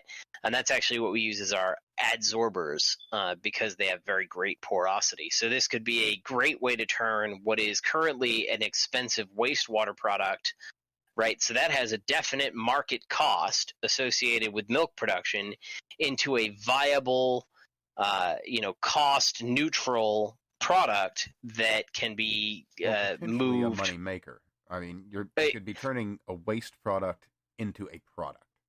Yes. Well, I mean, that's really what they're trying to do. And the people who, if they succeed in this is going to be a big deal, because it'll help the consumer, because their milk costs less because they're not paying to get rid of this wastewater product. And it'll help the environment, because we're able to take this wastewater product that we have to somehow process or bury, which is what a lot of this stuff ends up happening to the final solids here. And we're turning it into something that we can actually use as, fertilizer or soil or whatever. We can actually entrain the CO2 in that, which is a fantastic innovation. And this is actually what they're doing in most of these chemical processes. There's a couple things that I've seen that are like they're basically trying to do like a battery type cell thing for CO2 carbon capture. But yeah, this is another way in which we can have market value from something that is a net cost, and this is why carbon capture is more likely to be successful than banning fossil fuels. And to think about our down the line and knock-on effects too, this isn't just like a piece of charcoal, where it's if you've ever dealt with dehydrated milk, it's a very fine powder. It's like flour. And so with that being said, it's got tiny, tiny pores. So it's going to be nothing to process once you've turned this into an activated charcoal. So you've eliminated a lot of the parts of the process that you would have with something like coal or with wood charcoal. It's so to understand a little bit. I guess. Well, what I want to do here is kind of put this into a real world sense. So this is like your good carbon. This is what's going to be in a good mask filter or like a good water filter. These are your high quality products that could be derived from a waste product. So what when we talk about adsorbents, right? It's not like a sponge or an absorber. It deposits on the surface area of the actual material. And to understand what we're talking about here and to put it into perspective, the actual surface area of a gram of activated carbon is about 2 meters squared, or it's almost 3 square meters, right? So if you were to take a field, that's how much surface area is in just a gram of carbon. Now, obviously, you're not seeing a gram of carbon over 3 meters squared. So what ends up happening is in this three-dimensional structure, it just has all of these little pores, and each of these little pores can fill some of these compounds, and that's what they're trying to do with the powdered milk. Now, they wouldn't be able to get there normally, but what it looks like they're doing is they have something else, some other compound that comes into their process, and doesn't surprise me they don't list it, right, because that would be proprietary. But it's going to etch those holes, which is what gives it the greater porosity. And it looks like they're going to get pretty close to what carbon, like actual carbon, is capable of doing, which is kind of cool. Really cool. I mean, it's turning a waste product into a marketable product. Yep. To put it very simply. And I mean, we talk about carbon capture here, but realistically, if they succeed in this would probably be something that you would end up seeing in a lot of other industries. It looks like based on what I'm reading here, they have some problems with water still, probably because it reconstitutes some of the milk type substance. It's not a perfect transformation, but there's a lot of other areas where we end up using activated charcoal filters, and that's for a lot of esh stuff. So I've written a procedure that will use it to deal with some of the odors and vapors from asbestos remediation. Because if you want to pick up floor tile, it's this big gooey mess. You got to use Mastisol to get rid of the mastic, and so those vapors have to go somewhere because you can't vent them into the people space because people can't breathe Mastisol. So the ethylene glycol, which is the principal component, will go into an absorber like this that would be handled completely dry, and we'd be able to use this as a potentially cheaper alternative to activated carbon. So when we start talking about this being a marketable product, it's not just that we have a use for it, so it's got some sort of cost other than negative for the milk producers. This could actually be used in a lot of other applications, which would turn it into an actual positive rather than even just a neutral. So we're probably looking at something that's good for the entire milk industry, the entire dairy industry, if they pull this off. And speaking about that, that's well, not specifically that, but I mean that's such a perfect segue about filtering your smells and everything that we should just drop straight into the synthetic snot. Oh God, I saw this. I saw this, and this is I do not doubt any of what they. So the first article that we talked about here was the one that was like glyphosate may possibly do this. I have zero doubt that this does what they say it does. The problem that I have is every once in a while you get some scientists who just don't want to call a spade a spade. Well, And what they did let me here. read this off too, so that we can have a little bit of context. The article is anti-COVID-19 nasal Sure. spray, quote unquote, ready for use in humans. That is, to say the least, a simplification of the situation. So what they did is they produced a spray that goes in your nose and it acts like snot. So it basically creates boogers, right? It is synthetic snot that you can add, and this is nothing more than what your current mucus does, the stuff that you snort and you cough and you blow your nose. That's what this stuff is. We produce it for the same purpose, which is basically little particulates get trapped in it. It entrains on it, it solidifies, it hardens, and then we either blow it out, we pick it out, or we, swallow it and digest it. And if you read this article, that's all they do. So I have absolutely zero doubt in my mind that this will, have an effect on COVID-19 because our mucus has an effect on COVID-19. But it's always funny when you see some of these things that are like just about ready for market use and they want to try to like make it palatable to people. And so instead of saying, we've just come up with a way to make a snot booster. And you just huff some snot every day. They've tried to turn it into a like anti-COVID-19 nasal spray and all this other stuff. It's probably something that would be good to use for almost any cold and flu. And all it does is it basically captures the particulates, dries out, and then you either pick your nose or you eat it. Or you get one of those nasal neti pot things. Neti pot? What's? Oh, yeah, one of those. Yeah, that thing's weird, man. I haven't. That creeps me. So. That creeps me the hell out. I have heard of new ones that are powered. That it's just like you put the thing on, it goes in the one, comes out the other. So it's not like having to tilt your head to the side and pour an actual pot of water through your head. Yeah, I have snorted water before. If I have something that set off my allergies, it's dust for me. But if I have something that does that, I will absolutely use water to try to clear it. But man, I would not want to have a whole gallon of that crap come down my nose. No siree. But this is an interesting concept. There's not much to really say. They made synthetic snot. It'll work just as well as regular snot. It's just extra snot. You are going to be extra boogery if you use this product. So if you have a problem with boogers, no problem. That it might help. Every little thing does, right? Yeah, I suppose. Some things help. Well, maybe you could, at the very least, this could, work for the mask on crowd. They'll be happy about it. I mean, that said, too, there are uses for this for people that have like dry noses or are particularly, at risk. I mean, it's a good product. I mean, this is so obviously I'm not on the pro mask side of things. I would rather see something like this used than a mask in a hospital, because I suspect this is going to be more effective than those cloth masks that they give you. Oh, that being said, absolutely would be more effective than the bandana or the the neck gaiters that people are wearing and all of that. So masks don't work. We're all kind of in agreement there. Respirators might work. We have debate about that. But ultimately the cloth masks are terrible.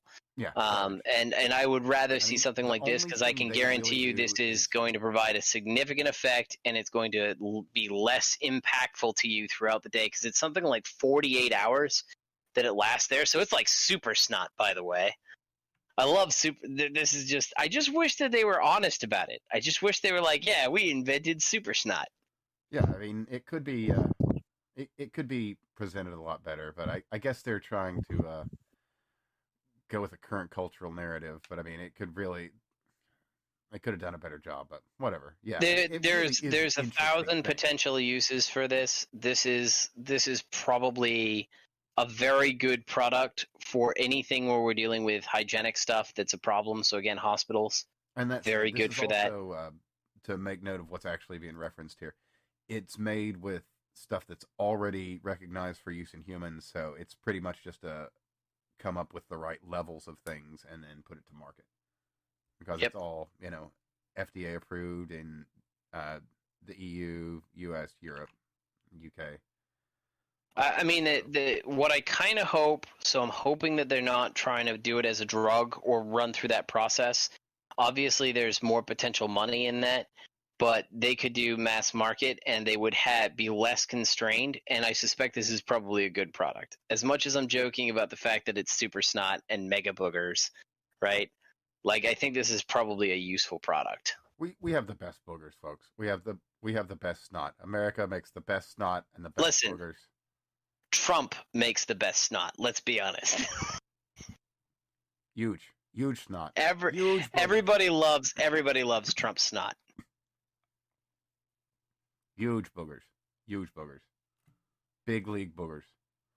Big league, yes. So I have got another article that I haven't dropped on you, and this one's actually just legitimately interesting, and I've been doing some thinking on some outside the box uses. It's about a drug for progeria. I'll let you look over that a little bit, and while you do, I'll do a bit of an explanation. So with progeria, it's like the rapid aging disease, and generally people with it, they don't live past their teens. And this drug, how is it they explain the usage of this? Testing on this began in 2007. What was this one? They say there's 400 people worldwide, including this, but including 20 in the U.S. Sorry, I'm getting ahead of myself because I don't know enough doctorly stuff that have got this, and people usually live in their teens. It's not an inherited thing; it's just something that happens. Progeria is based on a thing called progerin that builds up, and there's nothing that these people can do about it. It's like being a that thing where you bleed really freely. Hemophilia. Yes, thank you, sir. It's like a hemophiliac type of thing. It's just your body doesn't do something right. What this does, it causes your body to basically, like where your blood wouldn't clot as a hemophiliac, this is like a clotting agent. To put it into an analogy that's easily understood, what it does, it blocks the production and accumulation of the protein that causes that premature aging. This is really interesting. I know. I suspect that you dropped this because of what's coming down the pipeline. Because I know what's coming down the pipeline. I don't think so. So there was a lot of research back in the day, 20, 30 years ago, into progeria as a means of looking at immortality because it ends up looking like these kids age. But what they found is that it's not. It's really just this kind of protein buildup issue. And so the buildup results in a lot of damage. The damage is what causes the aging symptoms, but the aging is not like it's not natural. So we're not really able to. We wouldn't be able to use this as a long term. If anybody's sitting there and thinking this drug will do something for you for your senescence and extending your lifespan, it probably won't. It really would just be for this specific group of people. Well, not exactly. Not exactly. Something that this could be useful is people with heart disease, and what this specifically works against is a hardening of the arteries, so that it could very well see use, but it's I see. I'm not sure it's all the hardening of the arteries because reading this it looks like it's just for the progerin stuff. So when we start talking about most hardening of the arteries, so there's a I'm gonna have to go look and see if I can find it. There's a great article on cholesterol and why cholesterol is good, bad, or how it gets in your system. I had a boss a few years ago who argued that me eating a bunch of eggs is going to spike my cholesterol, and I thought that was kind of weird. And I read up on it, and that's not the modern research on cholesterol. But when we start talking about cholesterol, which is what causes your arteries to harden, it's actually not the cholesterol itself. So you have your HDLs, which is your high density lipoproteins, and your LDLs, which is your low density lipoproteins. And basically, think of it as like a fat globule that your system emits and kicks out into the bloodstream. And it goes off in the bloodstream, and it travels around, and it bounces around your cell walls. And each time it bounces around, it leaves a little bit of residue, which gets absorbed into the cells. Now, your HDLs, or your high-density lipoproteins, they don't really bond to anything. They don't really get stuck. They keep on getting moved along by the flow of atoms and molecules that is your bloodstream. So if you have high HDL, that's not really a bad thing. You're basically, providing nutrients to your cells. But high LDL is a risk because for certain people, and it's not everybody who has high LDL, by the way. For folks with high LDL, LDL is a risk for developing hardened arteries, because what ends up happening is the LDL proteins are much smaller. Now, the HDLs do actually slowly convert to the LDLs as they lose this thing, because it's just kind of the amount of fat that's in the little ball that gets kicked out into your system. But the LDLs, what ends up causing the hardening of the arteries is they'll get stuck on the sidewall of your arteries. And this requires your artery to have a sidewall that it can actually adhere to. It requires, and then the second part after that is your immune system comes along and says, hey, that's not supposed to be there. And it does the same thing that the immune system always does whenever it finds anything that's not supposed to be there. It attacks it. And that's what causes the hardening of the arteries, because it attacks it, and it's part of your body. So, what's it going to do? It can't destroy a fat globule, because it's a fat globule. It's not, it's not a cell. They can't stop it from functioning. They can't just absorb it and move on. So your immune system comes in and attacks it. They start building up stuff, and they continue to attack it as it's attached to the wall, and that's what causes the buildup in your arteries. That's what causes your arteries to harden, is not the buildup progerin. It's actually the immune response to the LDL cholesterol in your bloodstream. And actually the LDL that has implanted itself on the wall of your bloodstream. That's what causes your problems. So I don't know if this drug would truly address that, considering that's more of an autoimmune issue than it is. It's kind of it's a sole use kind of tool. But that said, it would be another tool in the toolbox for dealing with heart disease. Yes. Well, maybe. I'm not seeing anything here. I'm not seeing anything here that indicates that. I mean, you'd have to see how much progerin. I mean, I think it would require a new look at some things to see if it is applicable. Maybe. I mean, they talk about the heart disease thing here. I'm trying to find out where, because I saw this when I read through the article, but I'm not seeing anything here that looks like a mechanism of action for that when we start talking about what the actual cause of, like.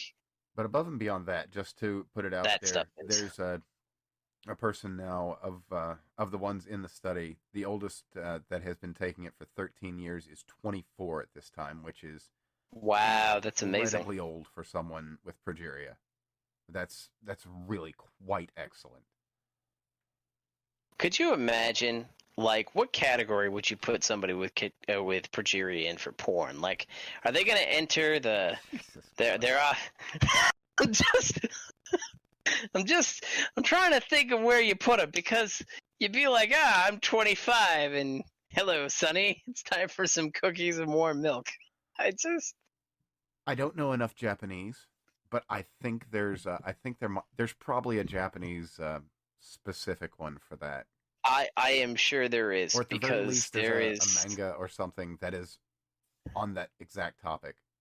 So there has to be, because the internet is an amazing place, and But yeah, no, getting 24 is very impressive. These kids don't typically last outside their Yeah, teens. yeah, and not late teens either. Like Yeah, a, like a long you lived barely. person with You're progeria lucky could if you hit 18. get through high school. Very lucky if you get through high school. Yeah, so it really is quite something for what it is. And having said that, we'll go into the next article we've got linked here, which uses well-known current technology that's been around for quite some while, a barometric chamber. Is that right? Hyperbaric. Yeah, Excuse me, hyperbaric chamber. A hyperbaric oxygen chamber. I mean, you're actually not terribly far off. They're kind of the same thing. Yeah, but I don't want to be inaccurate. But what this has come out to say is this has reversed the. Well, I'll read you the title from the Daily Mail. It's a scientist. You'll have to link it because I don't think I've seen this one. Oh, just scroll up a little bit. All right. It's right above the milk article. Oh, I have to go back up that far. Yeah. I did look scientists through this successfully briefly. reverse aging process. Oxygen treatment. God, their title writing is horrible. Scientists successfully reverse human aging process. Oxygen treatment altered elderly people's bodies at a cellular level to how they were 25 years earlier, researchers claim.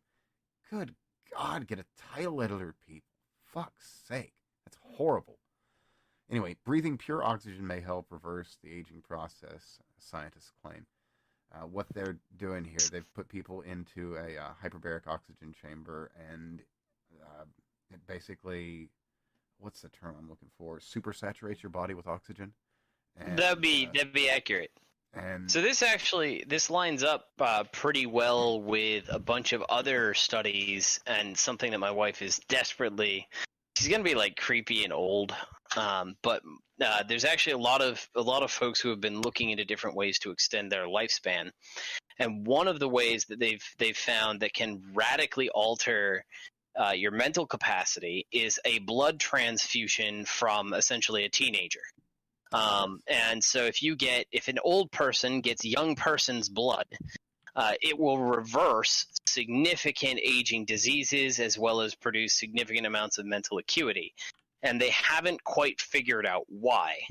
But most likely, and I think this is the leading hypothesis, I couch this in a lot of terms because I haven't looked at this line of research in a long time, because sampling the blood of the young is kind of like vampire levels of weird.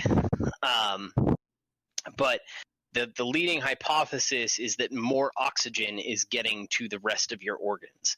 So essentially, the idea would be that your hemoglobin or whatever other compounds in your blood that carry oxygen to the rest of your systems kind of break down or aren't quite as efficient in your later generated cells as they are in the earlier generated cells. And so therefore, younger blood has whatever combination of umpapa to bring you out of your kind of your senescence. And this would to what you've just said and say that in some of the research I've seen on that, in the adverse, when the old blood is taken, I've seen these studies in mice models, obviously, and it'd be incredibly unethical, but to take old blood from mice and put into very young mice, you find that it retards them.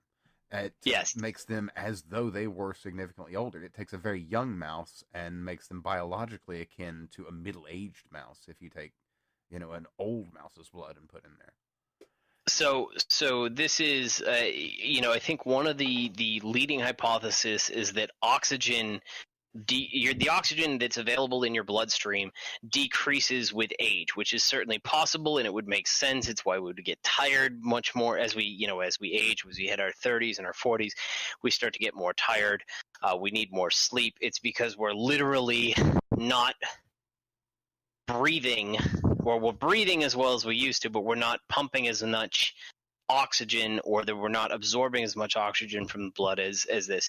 And this would kind of confirm that, because if you hypersaturate people and it causes the same effect, it would seem to indicate that that's part of the issue. Now, there's actually a lot of different research into synthetic bloods, which they haven't quite really gone anywhere, and it's really, that actually is a pet peeve of mine. It's not that they haven't gone anywhere. It's just that many of the ones that have been developed, to my understanding, I am years behind, but many of the ones that have been developed, they don't last. They break down. Your body can process them, but they're not able to do their magic, as it were, for very long. Like a lot of these that I am to understand exist out there. They can be super saturated beyond what your normal blood would be able to, but they break down much more quickly. So a lot of the synthetic blood stuff was developed for like blood transfusions. Because actually, I don't think a lot of people remember, but there was, I think it was prior to 9/11 actually, we had very low blood bank numbers. And so they were constantly like, you used to actually be able to get paid to donate your bodily fluids. It's not just, going down to the local sperm bank and whacking off in a cup. You used to get $25 to $50 to go in and donate blood, a couple times a month. And that's no longer the case, because we've had enough significant disasters that the Red Cross has gotten really good at milking everybody for all that they're worth. With movie tickets or something like that. But back in the day, there was a lot of research into synthetic bloods, and what they were usually able to develop is a compound that was, so your blood, when you look at blood, right, it's an amazing mixture. You have your plasma, you have your red blood cells, your white blood cells. It does three major things. One, it transports nutrients throughout your body, and that it does very, very well. The second thing that it does is it transports oxygen throughout your body, and it does that very, very well. And the third thing that it does is it contains and transports your immune system throughout your body, and it does that very, very well. And the problem that they had is that they would get one or maybe two of those features into a synthetic blood, but they wouldn't get all three. So you couldn't really use it, if somebody is bleeding out, right? Obviously, I want them to get cellular nutrients and oxygen, and I'm a little bit less concerned about, say, the immune system. But if I'm only able to get one of those features into my synthetic blood, it's not particularly useful because they're still going to die, right? So as soon as I think it was after, I'm pretty sure it was 9/11 where they got to the point where they had so many blood donations coming in and people doing it so often and so regularly that they actually had to secretly destroy the excess, because they don't want to run into a point where people stop donating, so they didn't want to tell them that they couldn't donate anymore, but they ended up having to destroy their excess. But that's kind of when the research into government grift at all. Yeah, anyway. Yeah, right. This doesn't exist in other systems. This is solely a completely isolated incident. This kind of thing is not rampant. Anyway, please continue. But they wanted to turn around, and we basically lost interest in a lot of the synthetic bloods because we had sufficient blood. And then we ran into the same thing with the tsunami. I think the next major disaster was the tsunami over in wherever. And they milked the crap out of that. And obviously, no American citizen's blood is getting sent over to wherever that tsunami was, because there's no viable way to transport it there in a reasonable period of time. Plus, when a giant wave of water hits, usually it's bleeding is not your major problem. That's drowning is an issue.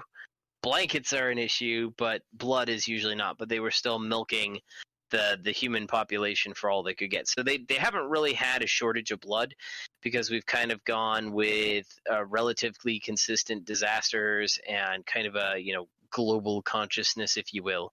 And so I think a lot of that work has kind of stalled because there's less money in it. Yeah, blood is cheap nowadays, where it used to be $50 a pint. Now it's 20-ish. Yeah. Well, I mean, that is kind of the way that the world ought to work. Market forces decide. That said, as we get on to Mars and that sort of thing, we are going to need this. So it's good that we have the base level research there, that we can build on. Yep. Well, I mean, there's a variety of ways to do it. We've gotten better at controlling our reactions. We've gotten, the other problem that we used to have was AIDS, and we can filter that out and screen that out nowadays, so that's not really an issue. So, we've got like 1,000 different ways to treat current blood, which means that we're just not strapped for it right now.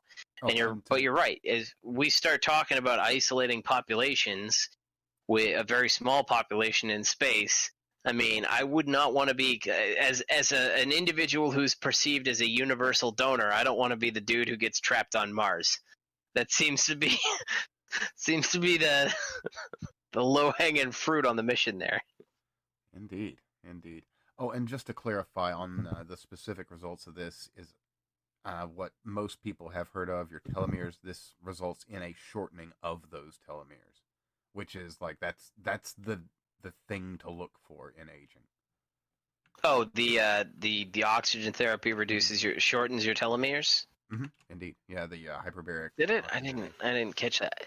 That wouldn't surprise me. I mean, realistically, that's kind of what ends up happening, right? The more oxygen you get in your system, the more reactions occur, and oxidizing compounds is what was like the thing to try to diet for the other. What was it, 10 years ago? Oh yeah, I mean, that's partially how I do my eating, but. That said, yeah, this is basically it. Your to put it simply, your telomeres are your biological clock. When the clock runs out, the clock runs out, and this turns back the hands. To put it in the simplest of terms. Oh, it didn't shorten the telomeres; it grew them. Really? Yeah. Huh. Yeah, it actually says results show the trial enabled telomeres to regrow by more than 20%, while their senescent cells had been reduced by up to 37%. Oh, that's fascinating. That's actually even. So it's not just a mental effect. It looks like it physically de-ages you. Well, to say it de-ages you, I don't. What you're saying there, that's not actually an adequate way of describing it. What it does is your clock goes from 12 hours to 13 hours. And the hands just kind of stay where they are, but where they are is farther back on the clock. Because your clock. No, actually, according to this, it says that based on a cellular analysis, that the bodies were able to regress to about 25 years earlier. Really? Oh, yeah, that's the cellular equivalent. It's 25 years of de-aging. So obviously, I'm going to have to buy a hyperbaric chamber. That seems to be on my wish list for. Well, let me just. Hop on eBay here, see what they're going for today. Hyperbaric chamber. How much are those going for? I imagine they're catching a premium today. Holy crap, that's not expensive at all. No, actually, a lot of athletes use it, so it's probably a couple thousand. Yeah, 27-inch, which is you're gonna wait. Is that high or long? That would be a very short chamber. Yes. Let me see here. 27-inch. I'm assuming tall, but 91 long. So yeah, okay. For $39.95.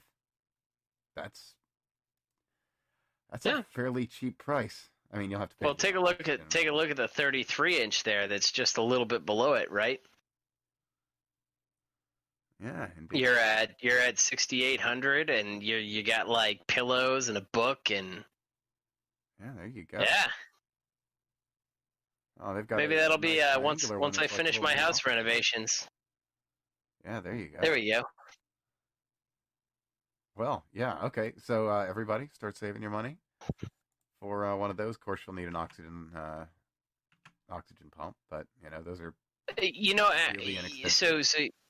You could probably. So I knew an engineer who had and I have to pick his brain, see if he'd ever tell me. But he used to run a company that builds skids for oxygen production, and he would do it from coconut shells. That's all he told me. I don't remember what he did to the coconut shells because he wouldn't tell me what he did to the coconut shells. But he could actually generate pretty much as much oxygen as you wanted from coconut shells, and I'm sure I could probably go look up whatever his process is because I'm sure he's not the most brilliant guy, but he is a grifter and a half. I'm very impressed.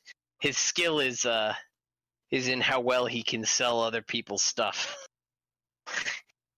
But you know, you can probably buy for 10 grand plus your chamber there, all the supply that you need. Oh yeah, how about that? But yeah. So yeah, you can, and this is above and beyond some of the other methods that exist out there. There's a whole conversation to be had with all the various methods that exist today to start turning back your clock. Like, could you imagine just, you set up a bed in there every night, you go to bed, you wake up, and you go about your daily life, and you go back to the thing for...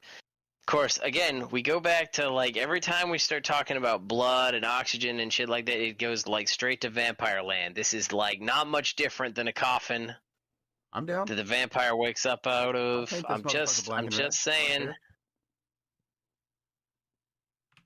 Kind of weird. Velvet. I am down. Man. And then, of course, you've got your pluripotent stem cell treatments that you can get today. Those will roll you back about 10 years, as well as those work very well on physical damage. I should probably just keep a couple fetuses in storage. I have a tendency to just get a little bit more damage than I should. I've had to go to the hospital twice this year. I've had enough visits for this year. Just a couple feti to kick it up a notch. Just to keep you held over? Yeah. Go for the old crack and sniff. At least that's how they did it on South Park. I'm sure that's really what the process is. Maybe so. Well, we've covered all the topics I wanted to get into, and we are going to have another conversation on age-related discussion because the thing about age that convo is it is, like anything else, just a disease. And yes, it is. People mystify and deify death when it's a process. It's like rust on a car. You can get the rust off of there. You are just like a car. If you want a car to run forever, it can. If you want to put in the money, just whenever it rusts, treat the rust, cover it back up. If it gets too bad, fill it back in. You certainly can. You can even fill it back in with the metal it was made of nowadays. There are common material processes for that. And those same common material processes are coming around for biological beings. It is. I am looking forward to the future.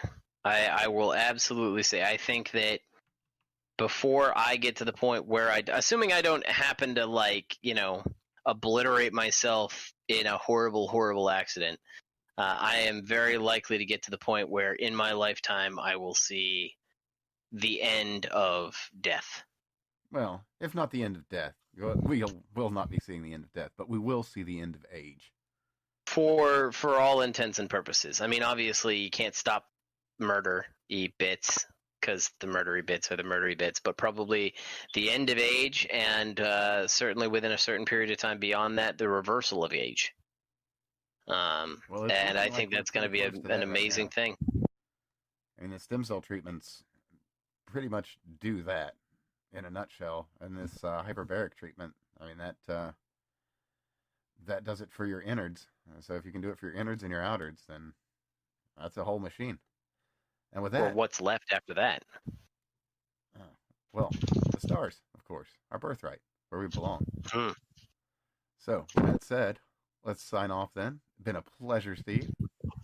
Indeed.